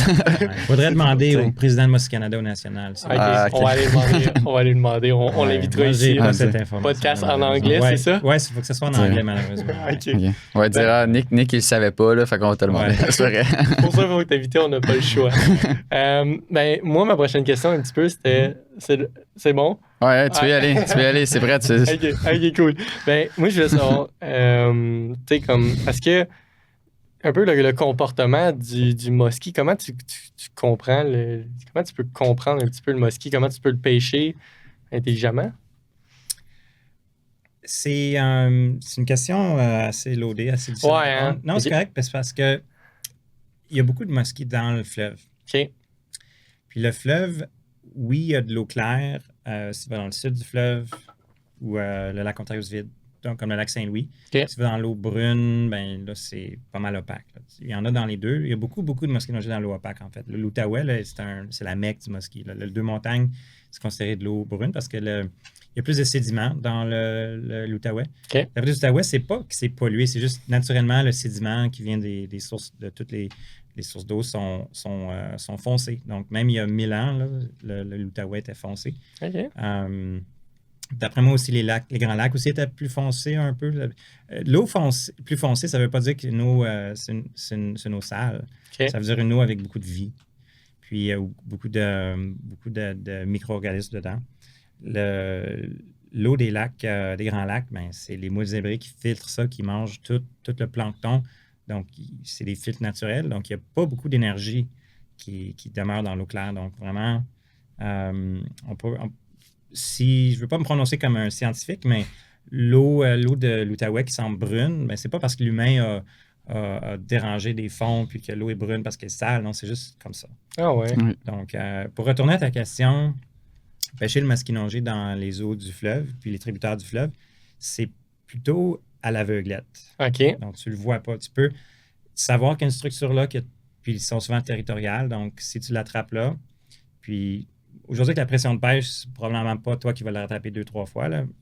Il y a d'autres pêcheurs qui vont l'attraper. Mais si tu vas dans les petits tributaires comme la Yamaska ou des choses comme ça, il y a des gars qui ont un peu moins de trafic. Les gars vont attraper le même muskie année après année en dessous de la même source. Ah, ouais. Ah, ouais. Pas avec le même leurre. S'il veut. Ah ouais? Ben, le musky, d'après moi, une fois qu'il a faim, il va oublier le leurre qui a fait mal là, il y a un an. Là, mais... ouais, c'est ça. Ouais, je pense pas qu'il est si intelligent que ça. Là, mais pour répondre à ta question, dans le fleuve, la méthode, ben, c'est plutôt à l'aveuglette. OK. Tu vas par les structures que tu connais. OK. Puis si le musky n'est pas là, ben, il va en avoir un qui va prendre sa place parce que c'est un endroit. Ils vont se mettre dans des endroits où ils peuvent comme attraper c'est comme pas un guet-apens, mais un endroit où il y a comme du trafic de ses proies. Là. OK. OK. Comme une embuscade, on va OK. dire. Ouais, Ah, OK, comme un cool. endroit d'embuscade. Ok. Donc, les vrais pêcheurs les guident, qui se connaissent bien, connaissent leur spot, ils ont attrapé un poisson Ouais. là, comme si on parlerait, par exemple, à Mike Lazarus. Ouais. Lui, il en connaît une 70 spots, là, qui sait où il devrait avoir un musky. OK. Puis, c'est comme ça qu'on peut les trouver. Wow. Quand tu es nouveau, tu vas passer beaucoup de temps à chercher. Ouais. Ouais. OK. Ce qui amène la question que tu voulais se poser. Ouais, c'est ça que tu voulais poser tantôt. Simplifie ma question. OK. Hein? Ben, mettons que tu as 2 jeunes pêcheurs devant toi qui n'ont jamais pêché le musky. Ouais, je ne sais pas de quoi vous parlez. Je sais pas, je nomme pas de nom, mais que, mettons, très débutants qui veulent essayer, qui veulent commencer la pêche au musky. Ça c'est quoi, mettons, tes meilleurs conseils juste pour quelqu'un qui veut commencer, mettons, on se dirige vers quoi? Tu sais, c'est juste la base, mettons. Je dirais que tu devrais commencer par troller. OK. Caster, ça se fait comme si tu casses déjà la chigan, tout ça, c'est ça qui est le plus le fun. Caster, c'est plus le fun. Troller, c'est moins intéressant.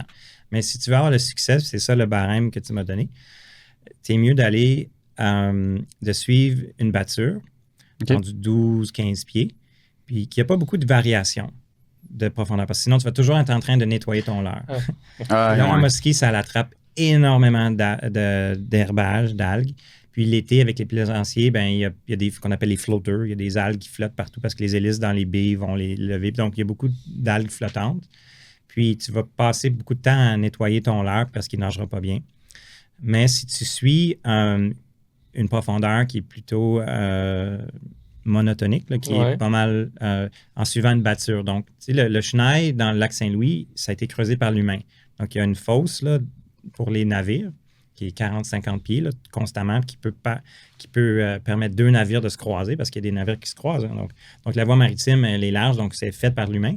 Sur les bords de cette voie maritime-là, donc vous allez avoir une montée rapide. Avec votre sonore, vous pouvez suivre le 12-15 pieds. Si vous faites un peu d'erreur, vous tombez dans le 18, vous allez dans le 10 pieds, c'est pas grave. Mais gardez la 15 en moyenne. Puis là, vous allez pouvoir probablement accrocher un mosquinongé, un masquis de cette façon-là. OK. Moi, ce que j'aime là-dedans, c'est que sûrement, on va être comme, OK, parfait, on fait ça. On va passer tellement de temps à pas rien pogner. Puis... Mais ça arrive, les gars, moi, j'ai déjà ce qu'on appelle skunké. 6 fois de suite. 6 sorties de suite. 0 musky. Je voulais tout vendre, tout jeter, tout casser. Mais après ça, c'est revenu.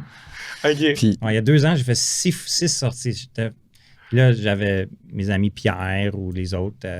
Hey, j'ai pogné 3 aujourd'hui. 0. Ça, c'est pire, hein? ouais. Si tu skunks, mais que tout le monde skunk, c'est correct. Mais quand tout le monde en a 2 ou 1, puis toi, t'es là 0 pour la 6e fois, c'est pas agréable. Tu te remets en question. Ah ouais, Puis là, t'es comme, mais... Est-ce que tu te remets encore en question? Oui, des fois. Ça arrive. Ça arrive à tous les gars de musky de dire waouh, est-ce qu'il faut vraiment que je recycle mes pensées, que maintenant tous les éléments de l'environnement ont tellement changé que mes méthodes ne fonctionnent plus. Reset, trouve quelque chose de nouveau. Ça nous passe toujours par la tête. OK. Je vais retourner à ta question. Ouais. Qu'est-ce que tu peux prendre pour maximiser tes chances? Suis la vitesse doit être bonne. Tu dois aller à peu près 4 à 5 000 à l'heure. Je dirais 4 à 4.2, là, t'es bon. OK, c'est quand même vite. C'est vite, ouais, c'est vite. Ça, OK. Faut que tu aies un Peut-être leurre j'aimerais ça, en stable. plus. Ah ouais, moi j'aimerais ça. Tu ne peux pas t'acheter un leurre au Canadian Tire. Peut-être un Believer, ça peut faire là, dans une vente de garage. Là.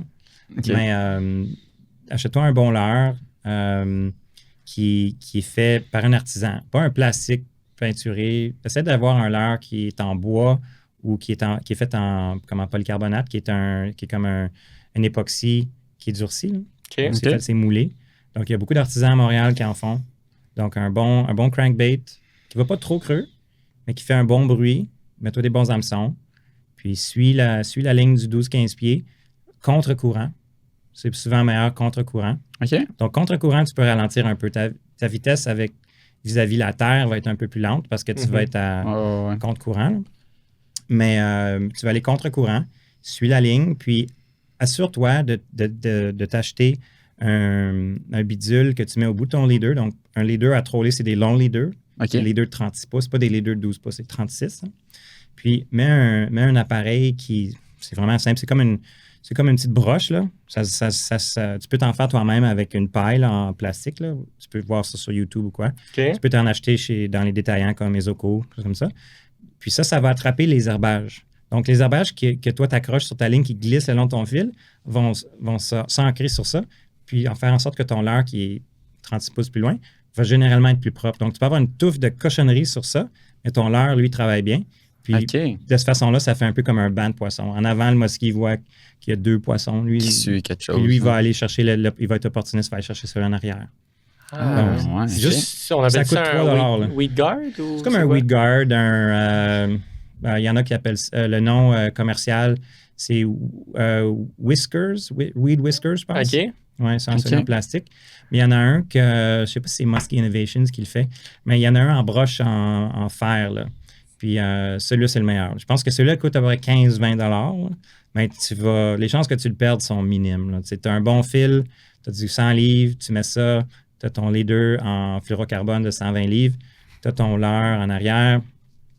Ton setup, c'est improbable, très peu probable que tu le casses, que tu le perdes. Ça se peut que tu accroches dans le fond, mais la plupart du temps, à moins que tu accroches vraiment un câble métallique bizarre, là, entre des roches, mais tu changes la direction, tu vas aller te décrocher. Là. OK, ouais. OK. Ouais. Puis quand on parle des cannes, on se dirige vers... Tu n'as pas besoin d'avoir une canne chère. OK. Tu vas une canne heavy, pas une canne trop longue.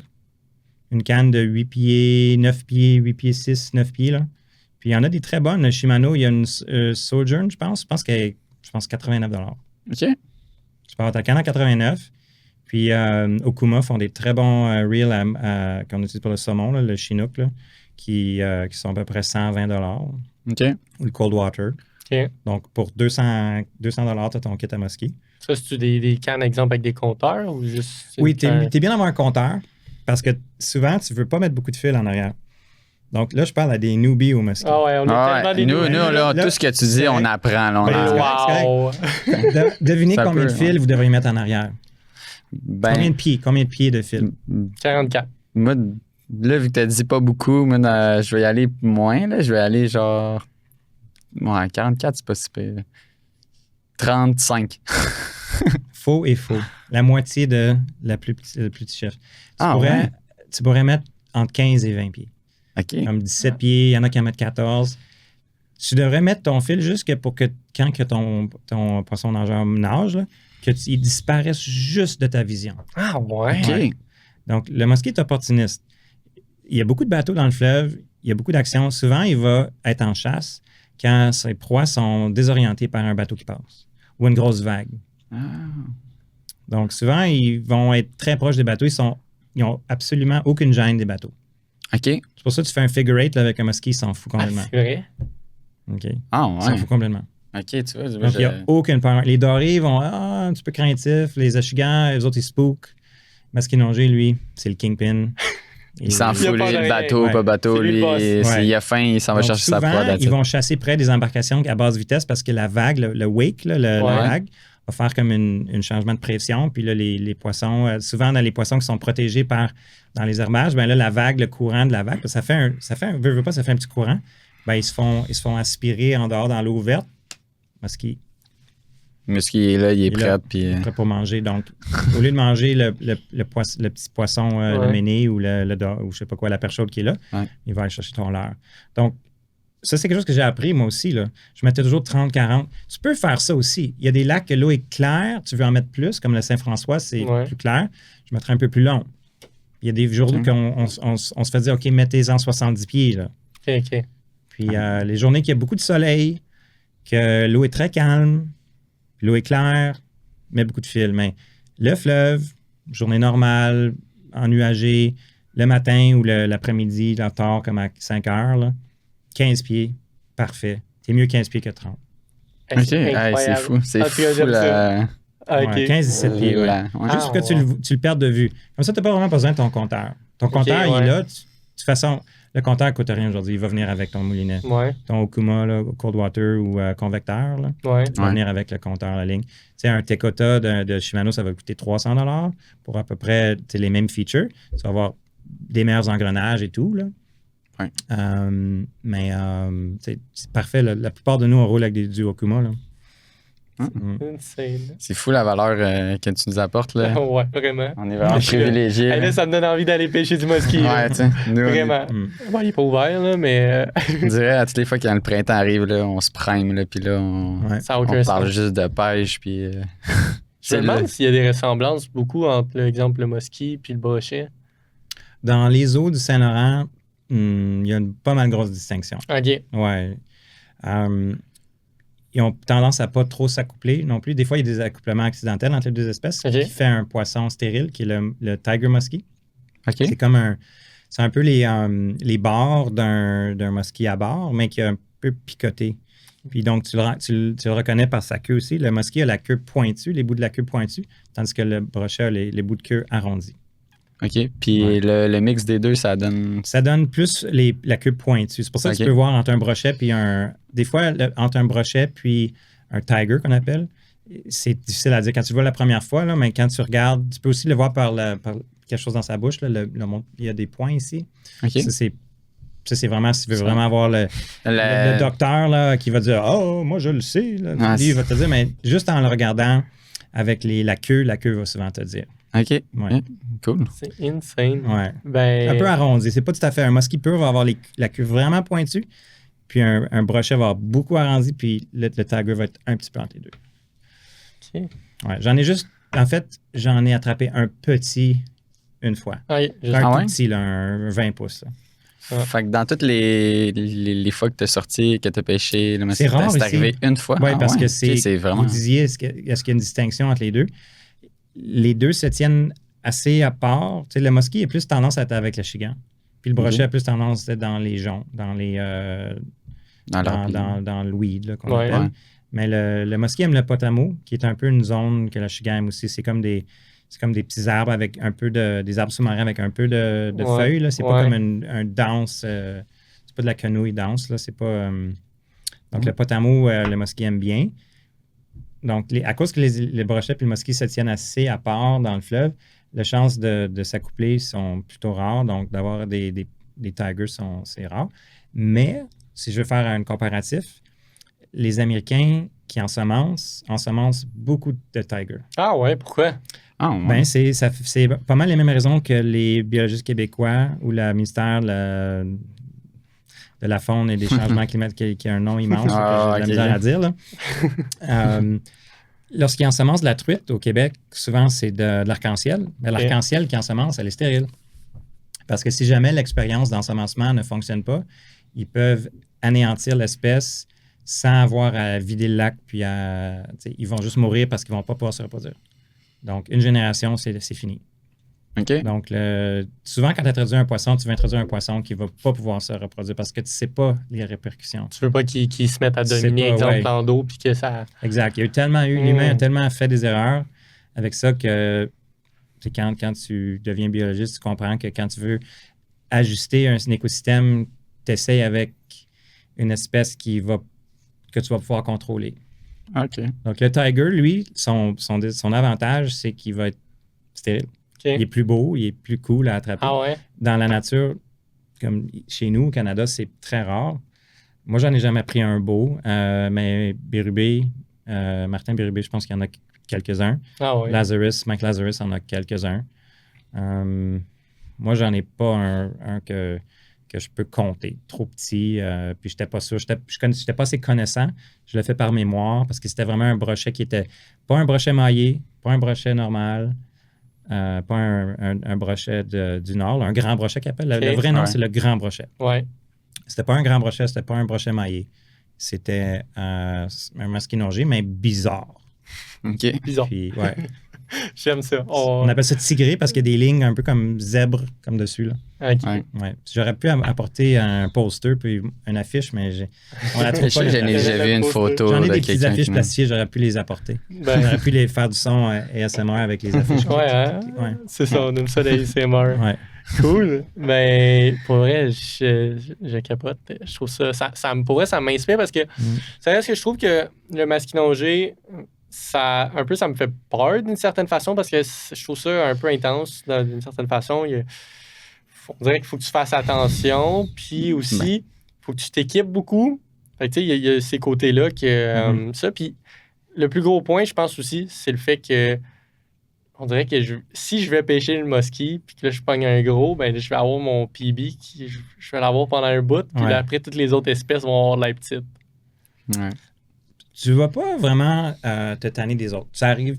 Il y a ceux qui ont la piqûre du muskie vont souvent apprécier aussi sortir au doré parce que tu en attrapes en 10 minutes d'habitude. OK. Ouais, c'est ça. Des fois, tu as juste le goût. Donc, moi, j'ai souvent quelques cannes à doré pas loin dans mon entrepôt à cannes dans le bateau, là, Ouais. comme une valise là, pour les cannes. Ouais. Je regarde pas loin. Là, Tout le des temps fois, je suis avec proche. des chums, puis là, je dis hey, on va-tu au doré, là, ça fait 4 heures qu'on fait rien, il n'y a rien qui se passe. Non, Nicolas, on va pas. Oh, come on. On va peut-être le soir, là, à 6 heures, il n'y a rien. OK, ben, on va aller au doré un petit peu. Il faut qu'on ait quelque chose au bout de la ligne. Ouais. Du feeling un peu, là. Un petit peu d'espoir. Ouais. Ah, mais c'est cool, ça. Mais je partage aussi comme toi, là, vraiment le muskie, nous, on est comme deux personnalités qui, quand ils embarquent dans quelque chose, ils vont à fond, là, vraiment, même on est craqué, là, fait que- Mais c'est un bon défi à avoir. on Une fois que dirait vous allez que- avoir votre premier 43, là, 42, ça commence à être. Tu regardes et tu te dis, tabarouette, c'est quelque chose. Ah ouais. Ouais. Ouais. Ben, tu sais, juste côté brochet, moi, mon plus gros, c'est un 38. C'est gros, ça. C'est Ah très ouais. gros. Ça, c'était bon. Ça, c'était à l'automne. Des là, 15 puis- livres, des 16 livres, Ah, là, des 18 livres. j'étais ouais. content. Puis sinon, le plus gros que j'ai vu, c'était ma blonde. Première fois que je l'amène à la pêche à mon chalet. Mhm. Premier fiche kahook, un 44 pouces. Un brochet? Ouais. Wow. Raconte l'histoire un peu, là. Ça, Ah c'est ouais, une ça, bonne c'est histoire. très, Ça, c'est une très bonne, Rapidement, hein? Ça, c'est 40 pouces. C'est vrai, ça, c'est une très bonne histoire. Ouais. qui a été battu. Ouais. Mais dis-toi que j'ai amené ma blonde la première fois à la pêche à mon chalet. Tu sais, c'est dans le nord, là, dépassé ses parents. Puis on est seul sur notre lac, fait que je l'amène là. Puis tu sais, il y a quand même des gros poissons qui ont été attrapés. Fait que je décide de l'amener tout. Puis là, elle a jamais pêché. Là. Avant de partir, moi, je commençais quand même à être dans la pêche. Fait que je suis pas trop connaissant. Fait que je décide, ben regarde, tu sais quoi, on va prendre la canne à ton père qui est dans le fond de l'armoire avec du vieux fil mono. Ben, du mono, c'est utile encore aujourd'hui, mais du mono, ça peut s'assécher vite puis c'est casser facilement, faut faire attention. Exact. Mais le fluoro aussi fait ça. Donc, C'est ça. Fait qu'elle décide d'amener sa canne, s'en va à la pêche, monte sur le lac. Ça n'a pas été long. 5-6 pieds de profond, elle hook le gros fiche. Moi, je sors le net. Elle le ramène, là, tu sais, puis ça va bien. Mhm. Je sors mon net, puis c'est le chalet familial, puis moi, en tant que jeune, je prends les restants. Donc, je prends le dernier petit net net, qu'il y a, le ouais. petit net, puis j'essaye de le netter, puis il rentre pas dans non, le net. non. La tristesse, je suis pas capable. J'essaie une deuxième fois, puis le brochet coupe Ouais. la ligne. Ouais, des fois, il coupe la ligne ou des fois, avec les petits nets, il s'accroche. Il y a un des hameçons qui s'accroche, puis ça lui donne un levier pour se décrocher, puis là, il part. Là, ton hameçon, ton leurre reste dans le filet parce que ça l'a aidé. Ouais. Donc, souvent, quand tu as une situation comme ça, c'est mieux d'aller avec tes mains, puis de le prendre par la queue, puis de le lever par le ventre. Là. Mais ça, c'est difficile à faire. En tout cas, aujourd'hui, Ouais. c'est ça que je ferais. Mais à Ouais. ce moment-là, j'ai fait. Fait qu'on elle a perdu, tu sais, ce brochet-là. Puis c'est le soir, ma tante qui revient, puis elle me dit hey, je viens d'attraper un brochet de 44 pouces avec son leurre dans la bouche. Le leurre à ma blonde. Comme le même jour? Ou La même journée. Le même jour. Aïe, après une bataille, ça, c'est spectaculaire. C'est Ça, incroyable. fou, Rab, quand tu vas raconter ça, là. On n'en Wow. revenait pas. C'est Wow. incroyable. Ah, ça, c'est une super histoire. Ouais, parce que là, ça me donne une façon de montrer, OK, j'ai pas dit n'importe quoi. Ma blonde avait vraiment Ouais. pogné un gros poisson. C'est ça. Ouais. Puis t'as fait une belle remise à l'eau. Elle était peut-être pas volontaire, mais t'as fait une Exactement. belle remise à l'eau. Une belle remise à l'eau. Ouais. Le gars arrive au chalet, on a raté un méchant gros brochet, personne ne le croit. Finalement, la tante arrive. on a pogné ça avec tel. Il y avait cette heure-là dans la bouche, puis Ouais, ça, c'est drôle. exactement. Ouais. Cool. Puis la bière, les gars, qu'est-ce que vous trouvez, Vraiment c'est bonne, bon? celle-là. Moi, Ouais. c'est super bon. L'IPA, j'adore. Moi, c'est. Ça s'est très bien bu. Ouais. Moi, Déjà Tant rendu mieux. là, moi, je parle trop, donc la mienne n'est pas assez bu. ouais, hein, Donc, je ralentis, je vous laisse parler. ben, c'est ça, là, ça m'a donné la chance de raconter ma petite histoire, mais tu sais, je trouve ça cool, je trouve ça le fun, tu sais, déjà là, juste parler de Musky, de tout Ouais. ça, j'en reviens pas, là. C'est... En tout cas, je me trouve très choyé. Ben, c'est fou la valeur que t'apportes. Toute l'information que tu nous dis, tu sais, c'est pas tout le monde qui en parlerait autant. Ben, moi, j'ai aussi, fait. Avant que. Même les méthodes de mon grand-père, c'était plus lent. Puis les nouvelles méthodes, je les ai apprises de mes collègues chez Musky Canada. OK. D'aller à 4000 à l'heure minimum, d'avoir une ligne courte, d'avoir un crankbait, un poisson nageur stable, puis d'avoir des bons hameçons, puis suivre une batture. Ça, c'est aller avoir du fun. Là. Ouais. Il va falloir l'essayer. Ouais, je trouve ça cher. Gardez-vous de l'énergie pour le faire à l'automne, parce que c'est vraiment le prime time. À l'automne, il va vraiment mordre plus, parce qu'il veut se gaver pour l'hiver.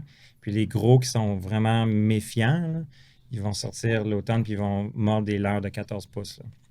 On commence Des avec leurres les de petits leurres en 14 début de pouces? saison. Ouais, les petits leurres en début de saison, les 6 à 8 pouces.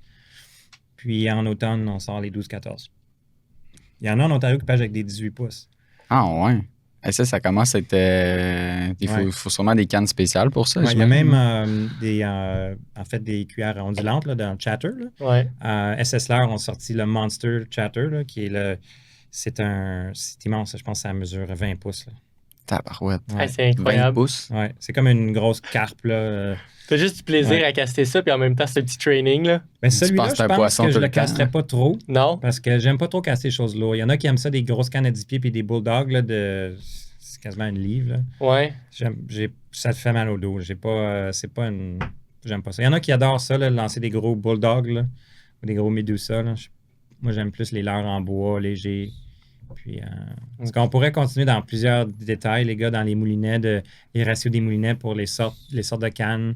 Quand tu vas avec une blade ou une cuillère tournante, là, Ouais. un bucktail, là, Ouais. ça prend une canne différente qu'une canne que tu prendrais pour un crankbait ou trolley. C'est là que ça devient cher. Ok. Quand Ah ouais. tu veux avoir la canne qui va avec le leurre spécifique. Mais si tu veux commencer une canne à troller, moulinet à troller, crankbait, puis tu apprends à suivre ta batture, ça va prendre du temps. Tu vas souvent monter dans 4 pieds d'eau. Ah non, j'ai fait l'erreur. Puis là, ton leurre est tout sale. Tu le ramènes, tu le nettoies, ça t'enlève tous les herbages. Tu retournes dans 12 pieds, 15 pieds, puis tu recommences. Puis là, tu vas faire tes tracés. Là. Les gars de Musky, là, c'est comme un dessin d'enfant, le sonore. C'est un barbouillage, là. Ouais. Parce qu'on passe les mêmes places, mais on passe toujours, OK, on va passer 4 pieds à gauche maintenant, ou 4 pieds plus bas. Puis là, on va masterer ça. Puis là, ça va venir plus foncé où on passe bien. Ah, Là, c'est ça. c'est pour ça qu'on garde nos trails là, sur nos sonores. C'est hyper important c'est pour ça que ce feature-là existe. C'est vraiment pour les gars qui trollent. Tu vois ta trail, là, ton sonore, il est tout barbouillé là, comme un dessin d'enfant. Ah ouais, c'est Ouais. vraiment... Ouais, ça a l'air d'un dessin d'enfant sur le frigo. Là. Ah Le ouais. petit Jamie là, qui a fait son dessin là, en maternelle. là. Jimmy. Ben, c'est ton sonore a l'air de ça quand tu es un gars de Musky. Wow. Parce que tu vas perfectionner la track que tu fais. Parce que le fond, tu veux pas, dans le fleuve Saint-Laurent, dans l'Outaouais, il y a beaucoup de fosses, puis de bosses, puis de roches, puis toutes sortes d'affaires. Ouais. Puis les embuscades, c'est souvent aux endroits spécifiques. Puis tu veux pas t'accrocher, tu veux pas salir ton leurre. OK. C'est pour ça que tu vas te perfectionner. Parce que sinon, première sortie, là, tu vas dire, c'est quoi ça? J'ai nettoyé mon leurre 120 fois. Ouais. Ça va t'arriver au début. OK. Mais Abandonne pas. les pros, eux, ils réussissent à s'en tirer. Ça m'arrive encore aussi des fois de checker mon téléphone. 2 secondes, puis là, Ouais. ah non, j'ai tassé trop. Pas puis- regarder. Tant que tu perds pas de fiche quand tu regardes ton sel. Ouais, c'est ça. Quand tu l'entends, tu vas réagir, tu vas laisser ton téléphone tomber à terre, tu vas aller chercher ton fiche, mais c'est garder ta ligne, là, la ligne de la track de ton bateau. Ouais. C'est quand tu vas à cette vitesse-là, c'est important. Là. Ouais, parce que Puis, c'est sûr que ça doit aller vite. ouais. Tu sais, à 4000 à l'heure, moindrement à tomber, mettons, si tu suis du 12 pieds, mais moindrement, t'es distrait. c'est pas long, là, tu vas tomber si tu une Ouais, battue. sur Saint-Louis, c'est difficile pour ça. À moins que tu suis le chenille. OK. Puis souvent, ce qui va arriver, tu vas être ben là, je suis dans 30 pieds, pas grand-chose qui va se passer. OK. Muskie, il n'est pas dans 30 pieds quand l'eau est chaude. Là, de l'ouverture juin jusqu'au 30 août, là, il n'est pas là. OK. Il va aller en suspension plus l'automne. Tu vas le retrouver dans du 30 pieds l'automne, à plein milieu de la colonne d'eau dans 30 pieds, mais l'été, tu ne le trouveras pas là. Donc, si vous voulez pêcher l'été, puis je vais vous donner un tip, les gars, de tous les lacs dans la région de Montréal, c'est un petit peu à l'ouest, lac Saint-François. Vous allez sur le sud du lac, donc Saint-Anicette, puis un peu à l'ouest de ça. Il y a un bon flat qui dure longtemps, de 15 pieds à peu près. Ça ne varie pas beaucoup. Donc, tu peux troller là, pas mal en ligne droite, faire un peu d'erreur. C'est pas mal du 15 pieds tout le long. Puis, tu fais le va-et-vient. Là, ça te prend quoi? 1h30, faire une allée, faire 1h30 revenir. C'est parfait pour apprendre. Là. OK, cool. Fait que là, s'il y a plein de débutants qui écoutent le podcast, ça va être un spot prisé cet été. Ben, je veux pas que je me fasse lancer des roches pour avoir envoyé tout le monde là-bas, mais c'est un endroit qui est très agréable. OK. On fait des tournois là-bas. On n'appelle pas ça des tournois, on appelle ça des challenges. OK, ouais. On le fait pas pour l'argent, on veut pas amener, on le fait pour l'honneur. Puis on fait ça avec les membres seulement parce qu'on veut que tous les gens qui participent savent comment manipuler, faire une bonne remise à l'eau. Donc, on fait les challenges. On en fait un au lac Saint-François. Puis au début, j'étais pas bon ce lac-là, mais j'ai appris les façons sur ce lac-là. Puis il y a beaucoup d'endroits qui sont pas creux, qui sont excellents pour le musky. Puis ceux-là, je ne veux pas vous les dire. Ouais, c'est bon, c'est correct, c'est correct. Les spots, ça se travaille, ça se mérite. Ouais, mais c'est des heures et des heures. Il y a un bon 15 pieds avec le bon fond, le bon herbage dans le fond. Puis... mais ça va être notre plaisir de découvrir parce que on n'est pas des pêcheurs qui vont faire la même chose chaque jour. Peut-être qu'on le fait pas assez, mais on aime tellement ça aller découvrir puis tester des nouvelles choses. Ouais, souvent, nous, on va à la pêche, mais on a l'impression juste de passer du temps à découvrir, à explorer. On explore. Mais c'est là que tu trouves tes structures, c'est là que c'est là qu'on apprend en même temps. Un peu, je pense que c'est ça aussi qui on fait notre temps. En tout cas, moi, ce que j'aime beaucoup dans la pêche aussi, c'est le côté un petit peu d'aventure. D'aller voir l'inconnu, puis d'espérer, puis peut-être qu'à cet endroit-là, c'est là que ça va se passer. Hein? C'est fun des fois, le fun dans les endroits comme le Bascatong ou dans les gros réservoirs. Là, tu vas loin, tu es à 2 heures de ton camp, là, puis il y a une baie là-bas, il n'y a pas personne qui est allé là en 3 jours là, parce que c'est tellement vaste. Ouais. On est au Doré aujourd'hui, mais peut-être qu'on on a du stock à brocher ici, il y a des brochets ici, il y a une rentrée d'eau là, on va caster là, puis bang! C'est drôle parce que t'en parles. Parce que moi, je pêche beaucoup au Bascatong. Mes parents, ils sont dans un terrain de camping. Puis, bref, je laisse mon bateau souvent là tout l'été. Puis, moi puis Steven, on a appris l'année passée à pêcher dessus parce qu'on a commencé. J'ai eu mon bateau, fait que, ma chaloupe. Fait que, bref. Puis moi et Steven, c'était ça. On allait voir des petits raccoins que personne allait, parce que c'est tellement grand. Ah oui? Là, on regardait la map, on essayait on est là en mode, on apprend, on va dans une petite baie, puis on a sorti quand même des très beaux brochets là, dans des petits raccoins, pas rapport. Puis des fois, j'ai remarqué là-bas dans des entrées de rivière, là, où il y a de l'oxygène. Oui, il y en a beaucoup, là, en plus. Juste à la fin des rapides. Là. Ouais. Des fois, là, tu en as pris 10 en une demi-heure. Là. C'est juste à côté du campement. Là. C'est là qu'on en a pogné une coupe. Là, mais c'est fou parce que, par exemple, on essaie de dorer un peu, puis à un moment donné, on est comme, c'est pas il est où le doré. C'est des fois. C'est dur, c'est tellement grand. Quand tu sais pas il est où, là, puis tu le trouves pas, puis même si t'as beau avoir le meilleur équipement, souvent c'est le guide. C'est le gars du chalet qui sait où ils sont. Où il était il y a 3 jours, puis là, il y a une idée. Parce que chaque année, ils font le même trajet, tu sais. C'est ça. Tu trouves des spots, puis là, après, OK, parfait, tu fais ça, puis après, tu t'en vas explorer. Nous, on était dans la partie explorer, mais on a tellement eu du fun à aller dans des raccoins, puis là, après, bang, surprise. Mais c'est parce que c'est tellement grand. Puis, tu sais, nous, on commence, puis on connaît pas le lac. Fait que, le réservoir. Fait que, tu sais, tu nous envoies 2 jeunes qui n'est pas habitué à la pêche. Ben, OK, on va aller chercher du doré. On va où? Tu sais, là, c'est comme là, on explore, on va des petits racontes. Des fois, c'est en avant du lodge que ça se fait. Des fois, c'est juste en avant du... Tu fais 3 km, là, ou 10 km, puis t'as fait le tour t'as fracassé ton hélice sur une roche. Tu reviens, t'as fait la soirée. t'épongnes juste en avant du chalet. Ouais. Mais- Ouais. Ouais. Ah ouais. Tu sais, il y le a basket sourire, tank. je vais vous frapper quelque chose Ouais, c'est là-bas. ça. Mais c'est parce que, tu sais, le basket-tank, c'est aussi, c'est... Ah, c'est Le- il y a des gars qui, avec des 200 forces qui vont à 50 000 à l'heure, puis pow! Ouais, mais c'est que l'eau, elle bouge tout le temps Ouais. aussi. Tu sais, c'est un réservoir, puis Mhm. l'eau, tu sais, surtout vers la... Plus on se rapproche vers la fin de la saison, plus il joue avec le niveau d'eau. Ouais. Puis, tu sais, il y a des fois, tu vas passer à la même place, puis la semaine d'après, oublie ça, là, Ouais. ils ont baissé, l'eau a baissé de beaucoup. Là, les souches t'épongent, ou, tu sais, Ouais. Puis Ouais. c'est arrivé, à un moment Ça donné, arrive, on ouais, a bon passé, gars, on suivait notre trajet, là, tu sais, on suivait sur le sonore, puis à un moment donné, en revenant... Un petit peu fatigué à la fin de la journée, tu sais, porte un petit peu moins attention, ben. C'est pas grave, les gars. Moi, j'ai fait quelque chose de pire. Moi, j'étais revenu de la pêche. Je veux pas changer votre sujet. Non, Ah, non, non, c'est mais super c'est bon, bien, c'est ouais, bon. j'aime ça. Je veux vous faire sentir bien parce que je suis revenu, stainless sur mon moteur, tout est beau, je reviens, mon moteur est trimé par en haut parce que je suis sur le trailer, j'arrive à la maison, je recule, ben je rentre le moteur dans la porte de garage. Oh non! Ah non! Non! Ah, Ouais, mais la porte de garage, c'est pas grave, ben c'est laid, encore les trous sont encore là aujourd'hui. OK, OK. Je suis pas encore remplacé. J'ai fait des patchs, là, mais c'est En mémoire. c'est de l'aluminium avec du polystyrène, là, donc Ok. ça a juste percé. Là, ça a juste OK, OK. c'est ça- comme Ok. j'ai percé la T'as porte. pas là. scrappé ton pied de moteur. Non, le pied a complètement traversé. Il rentrait, si tu étais dans l'autre bord, là, tu verrais le pied du moteur Ah dans la ouais. porte. Puis l'hélice a même, une des pannes, l'hélice a rentré aussi. OK. Ben, l'hélice n'était OK. pas pliée. Ok.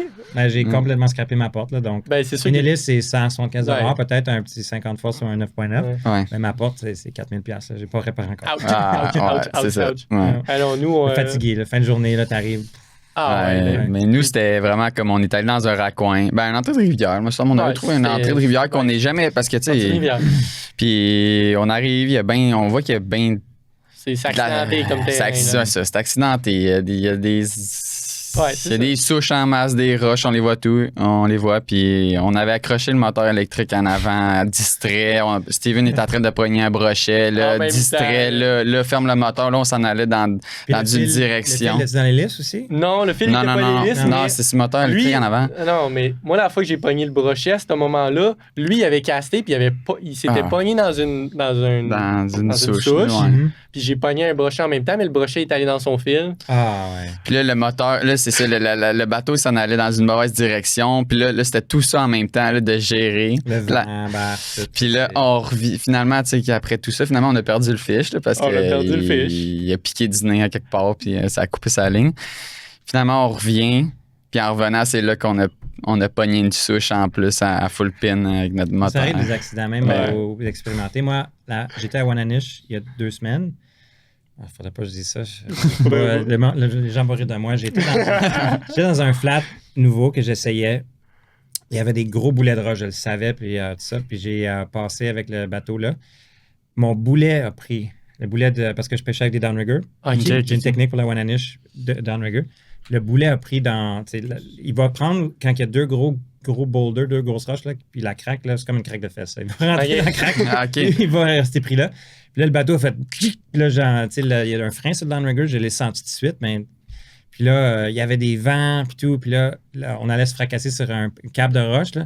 J'ai dit, non, je vais me sortir de là. J'ai donné un coup de reverse sur le moteur et j'ai rentré le fil de fer du downrigger. J'ai coupé le fil instantanément.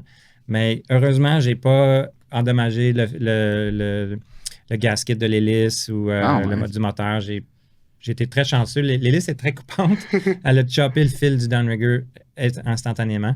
Puis je me sens mal parce que j'ai laissé 10 livres de plomb dans le lac. Mais je sais exactement où c'est, donc je vais pouvoir y aller. Tu vas aller faire ta Au petite printemps, je vais plongée. aller avec mon masque, là, je vais aller le chercher. Ah, cool. Ouais. Donc, ok. ça arrive vite. Les Hein? histoires de Puis, pêche, hein? Ah ouais, c'était débile qu'est-ce qu'on faisait. Là. On venait d'en prendre une belle, puis on voulait passer plus proche. Puis tu sais, il y avait de la bière, il y avait de l'affaire, il y avait... Tu On prends ta s'amusait. chance. Ouais. Ouais, moi j'avais, tu sais, fallait que je fasse des vidéos pour les concours, pour le tournoi dans ma tête. Tout était partout, là. Tu sais, j'avais Ouais. pas la tête à la bonne place, Ouais. puis j'ai fait une niaiserie, puis finalement, le pied, pas endommagé, l'hélice, pas endommagé. Ah. Ouais, finalement, c'est pas. Tu sais, Ça fait juste une histoire, là. Ouais, une histoire. Une Puis histoire de plus. là, je veux vraiment finir l'histoire pour aller chercher le plomb que j'ai laissé dans Oui. le lac. Là. Ça, Ouais. c'est vraiment important pour moi. De polluer un lac, là, c'est. Ah, mais c'est ça. no Puis, way. de toute Ouais. façon, tu sais, bon, si t'équipes, tu t'en vas faire ça. Ouais. Moi, ça m'est déjà arrivé de perdre une coupe de l'heure à des spots qui sont quand même fréquents. Puis D'ailleurs, il faut Ouais. aller en chercher. Là. Il y en a Ouais, c'est ça. un ou deux. Là, lui, il qui en a font perdu. Ben, si vous voulez, les gars, je fais ça quand j'étais jeune, au chalet, au lac Boreas et au lac Simon. Il y a une terminaison de lac où il faisait de la drape déjà, donc il y a des bios qui se sont amassés là. Puis là, il y a beaucoup, beaucoup d'Ashigana. Les gens pêchent du bord là, à gué. Je vais là, avec mon masque, puis je peux sortir 30 rapalas, des tin fins, des jigs. Ah ouais. J'amène un sac, là, puis je vais les chercher. Je remplis complètement de stock. Tu vas là au mois de juillet, là. Puis, en tout cas, trouver un endroit où il y a des gens pêchent à gué d'un pont, là. Ouais, Il y a Ouais. des structures, là, il y a des roches puis des bois. Allez avec vos masques, là, vous allez remplir un coffre. parfait. On va se faire un money-making Ouais. guide. Money making. C'est comme les gars qui vont chercher des balles de golf, là, aller chercher Ouais. vos leurres. Je vous dis, je faisais ça quand j'étais jeune. J'ai rempli mon coffre de super beaux leurres. Parfait. Ouais, On cool. va faire ça. Ah, je suis down. Challenge. Ouais. Challenge accepté. Ouais, c'est ça. T'as-tu d'autres questions? Parce que sinon, moi, je pense que j'avais des questions un peu à Wananish, mais ça fait déjà un petit peu de temps. Je pense que j'ai quasiment. On peut peut-être garder ça si, mettons, le monde y voudrait peut-être un épisode 2 ou... Ouais. Sûrement, on peut passer du temps sur la Wananish un autre jour. Moi, c'est les deux espèces que je préconise, c'est la Wananish et le masquinongé. OK. Je ne veux pas dire que je suis bon à l'achigan. J'en ai pêché des milliers, dizaines, pas dizaines de milliers, mais des Dizaines de milliers d'achigans. milliers. Puis je pêchais dans le temps où c'était au méné. Tu sais, le méné était permis dans ce temps-là, OK. puis ça a complètement changé la pêche.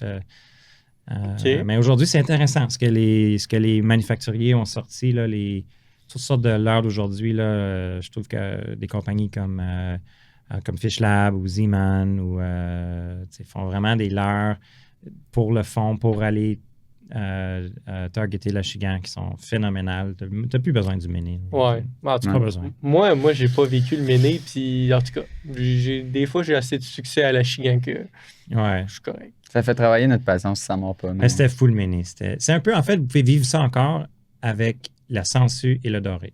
OK. Ça, c'est le feeling qu'on avait quand on avait le droit au méné avec l'achigan.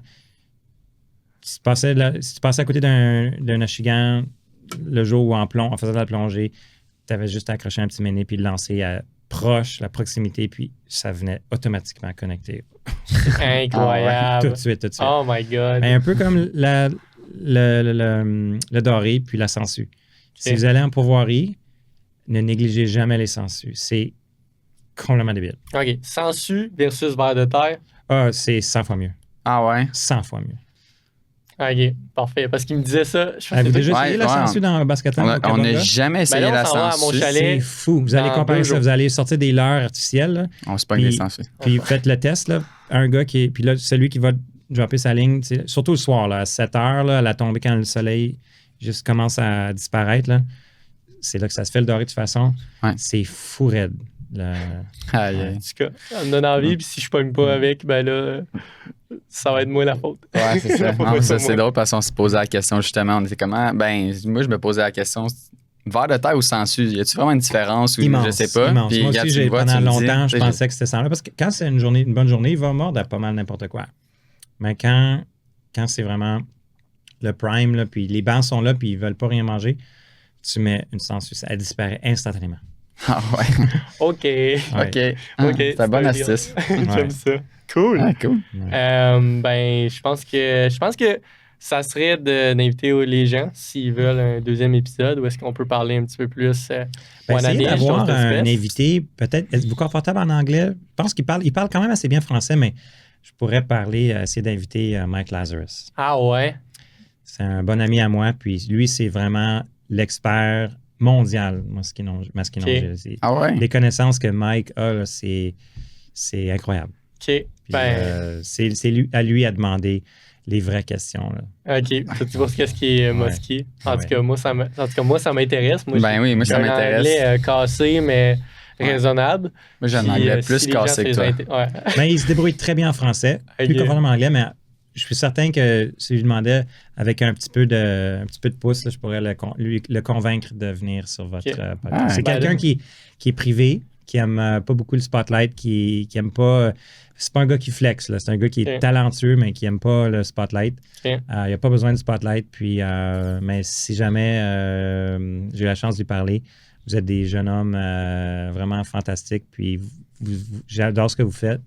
Puis, je suis certain que je vais essayer de convaincre Mike Lazarus de venir vous voir. OK, cool. En tout cas, moi, ça me tente. Puis, on va laisser aussi les gens montrer leur support là-dessus parce qu'il y en a une couple qui, je pense, ça l'intéresserait aussi. Ben, s'il y en a qui ont aussi des idées, des questions qu'ils voudraient poser, autant que ce soit sur le masquinongé ou la Wananiche ou peu importe, ben, juste c'est de nous. mes poissons de prédilection, mais le Québec, il y a beaucoup, beaucoup de bons pêcheurs à Chigan, beaucoup de pêcheurs adorés qui sont incroyables. Je suis certain que vous allez élaborer votre plateforme avec des gars qui sont professionnels dans ça. Ouais.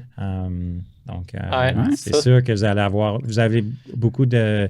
vous avez un champ libre devant vous, les gars. Puis, vraiment, je suis super content d'être ici ce soir. La plateforme est fantastique. La bière est bonne. La bière est bonne. L'équipement est incroyable. Merci trop du diable. Merci trop du diable. Merci beaucoup. Mais merci Muskie Canada. Merci 100%. Muskie Canada.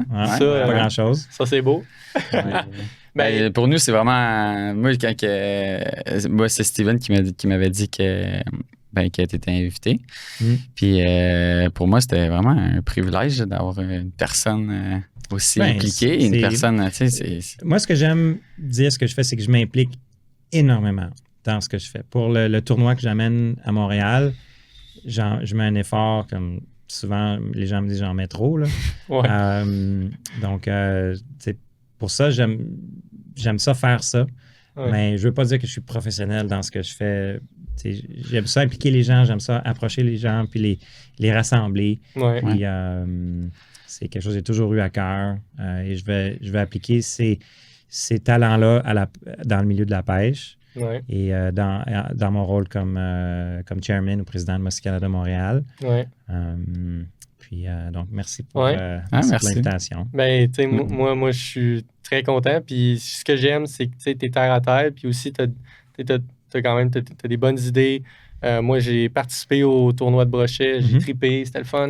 C'était quelque chose qui était comme accessible, qu'on a pu tripper, qu'on a eu à avoir notre adrénaline, notre moment. Selon notre plan d'eau, ça, c'était super le fun. Je sais aussi que tu as plein de projets à cœur, que ce soit les mises à l'eau au Québec, que ce soit des projets de conservation, des choses comme ça. Tu as plein de choses en tête, puis c'est ça qui est le fun. C'est des batailles qu'on doit livrer. La PSQ est là pour les descendre, puis il y en a beaucoup plus à faire. Puis, Muskie Canada est le seul membre qu'on appelle sur le board corporatif, là, qui a un siège pour donner notre voix. Puis on doit s'impliquer plus avec eux. On va à leur AGM, puis on écoute ce qu'ils ont à dire, mais c'est tellement une bataille difficile que la PSQ mène contre les municipalités qui ne veulent pas s'occuper des descentes, donc ils les privatisent. C'est peut-être le temps de penser à que la province les reprenne, comme les modèles en Ontario, aux États-Unis, au Vermont, au New York. Les descentes sont parfaites, sont accessibles, sont maintenues. Les parkings, tout ce qui entoure la descente est bien entretenu. C'est incroyable qu'au Québec, en 10 ans, on a perdu 3/4 de nos descentes.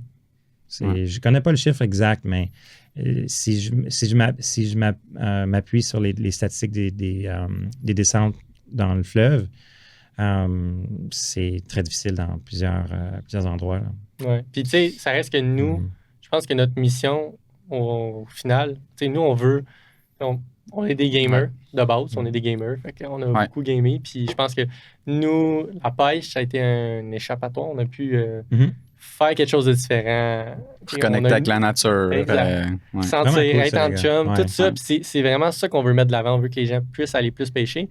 Puis, déjà là, ben, avoir des bonnes mises à l'eau, des choses comme ça, c'est des choses qui vont aussi aider là-dedans parce que nous, on veut vraiment que les gens puissent aller pêcher puis triper puis découvrir ça aussi d'une nouvelle façon, pas juste la façon qu'on a vu notre grand-père ou autre pêcher qui était...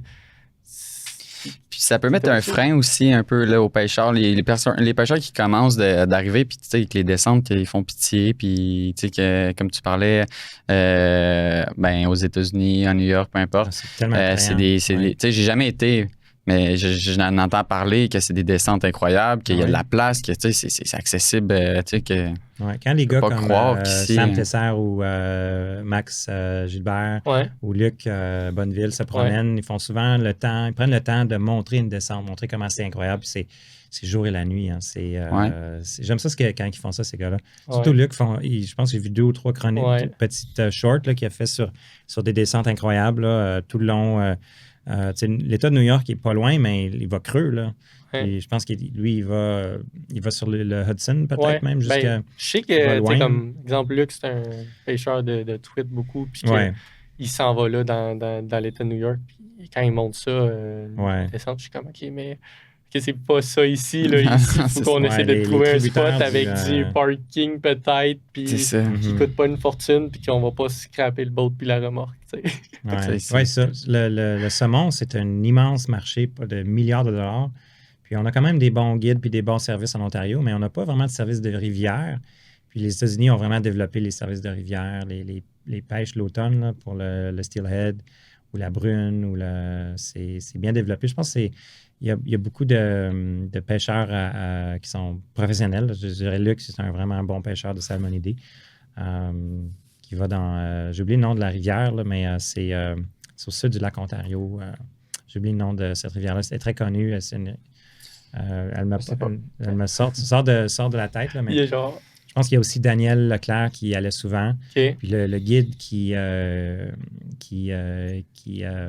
avec qui Daniel faisait affaire, elle n'est plus là aujourd'hui, décédé il y a quelques années, donc Daniel, il va peut-être moins.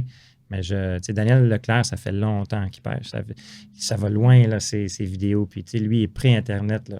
Puis il y a des super bonnes pêches là-bas. Là. Puis souvent, qu'est-ce qu'on reconnaît dans les vidéos qu'ils font, comme Daniel ou Luc, c'est que les descentes sont superbes. Puis le service pour les pêcheurs est vraiment bar none, est vraiment incroyable. Au Québec, ça fait dur. Ça fait dur. Les pourvoiries, c'est très, très cher. Là. Je ne sais pas si vous avez déjà essayé de réserver une nuitée ou 3 nuitées dans une ZEC. Là. C'est des affaires de milliers de dollars. Là. Puis les services sont adéquats, mais on peut faire mieux. On a vraiment une richesse incroyable, puis on la gère pas bien. On la gère pas bien au Québec. Si un peu le podcast peut aider un peu là-dedans, c'est une voix de plus pour ça, nous, on appuie ça à 100% parce que c'est un peu ça fait partie de notre mission. Peut-être qu'on peut donner nos idées aux politiciens qui veulent améliorer la pêche. Écoutez, c'est ça. On va écouter le podcast Chaud Bateau. Il y a un politicien qui est pêcheur, puis qui écoute ça, puis là, il est genre, alright, c'est ma nouvelle mission. Là. On est là pour dialoguer, pour améliorer la pêche au Québec. Alright, sharp. Regarde, vraiment content de t'avoir reçu. C'était vraiment incroyable. Merci.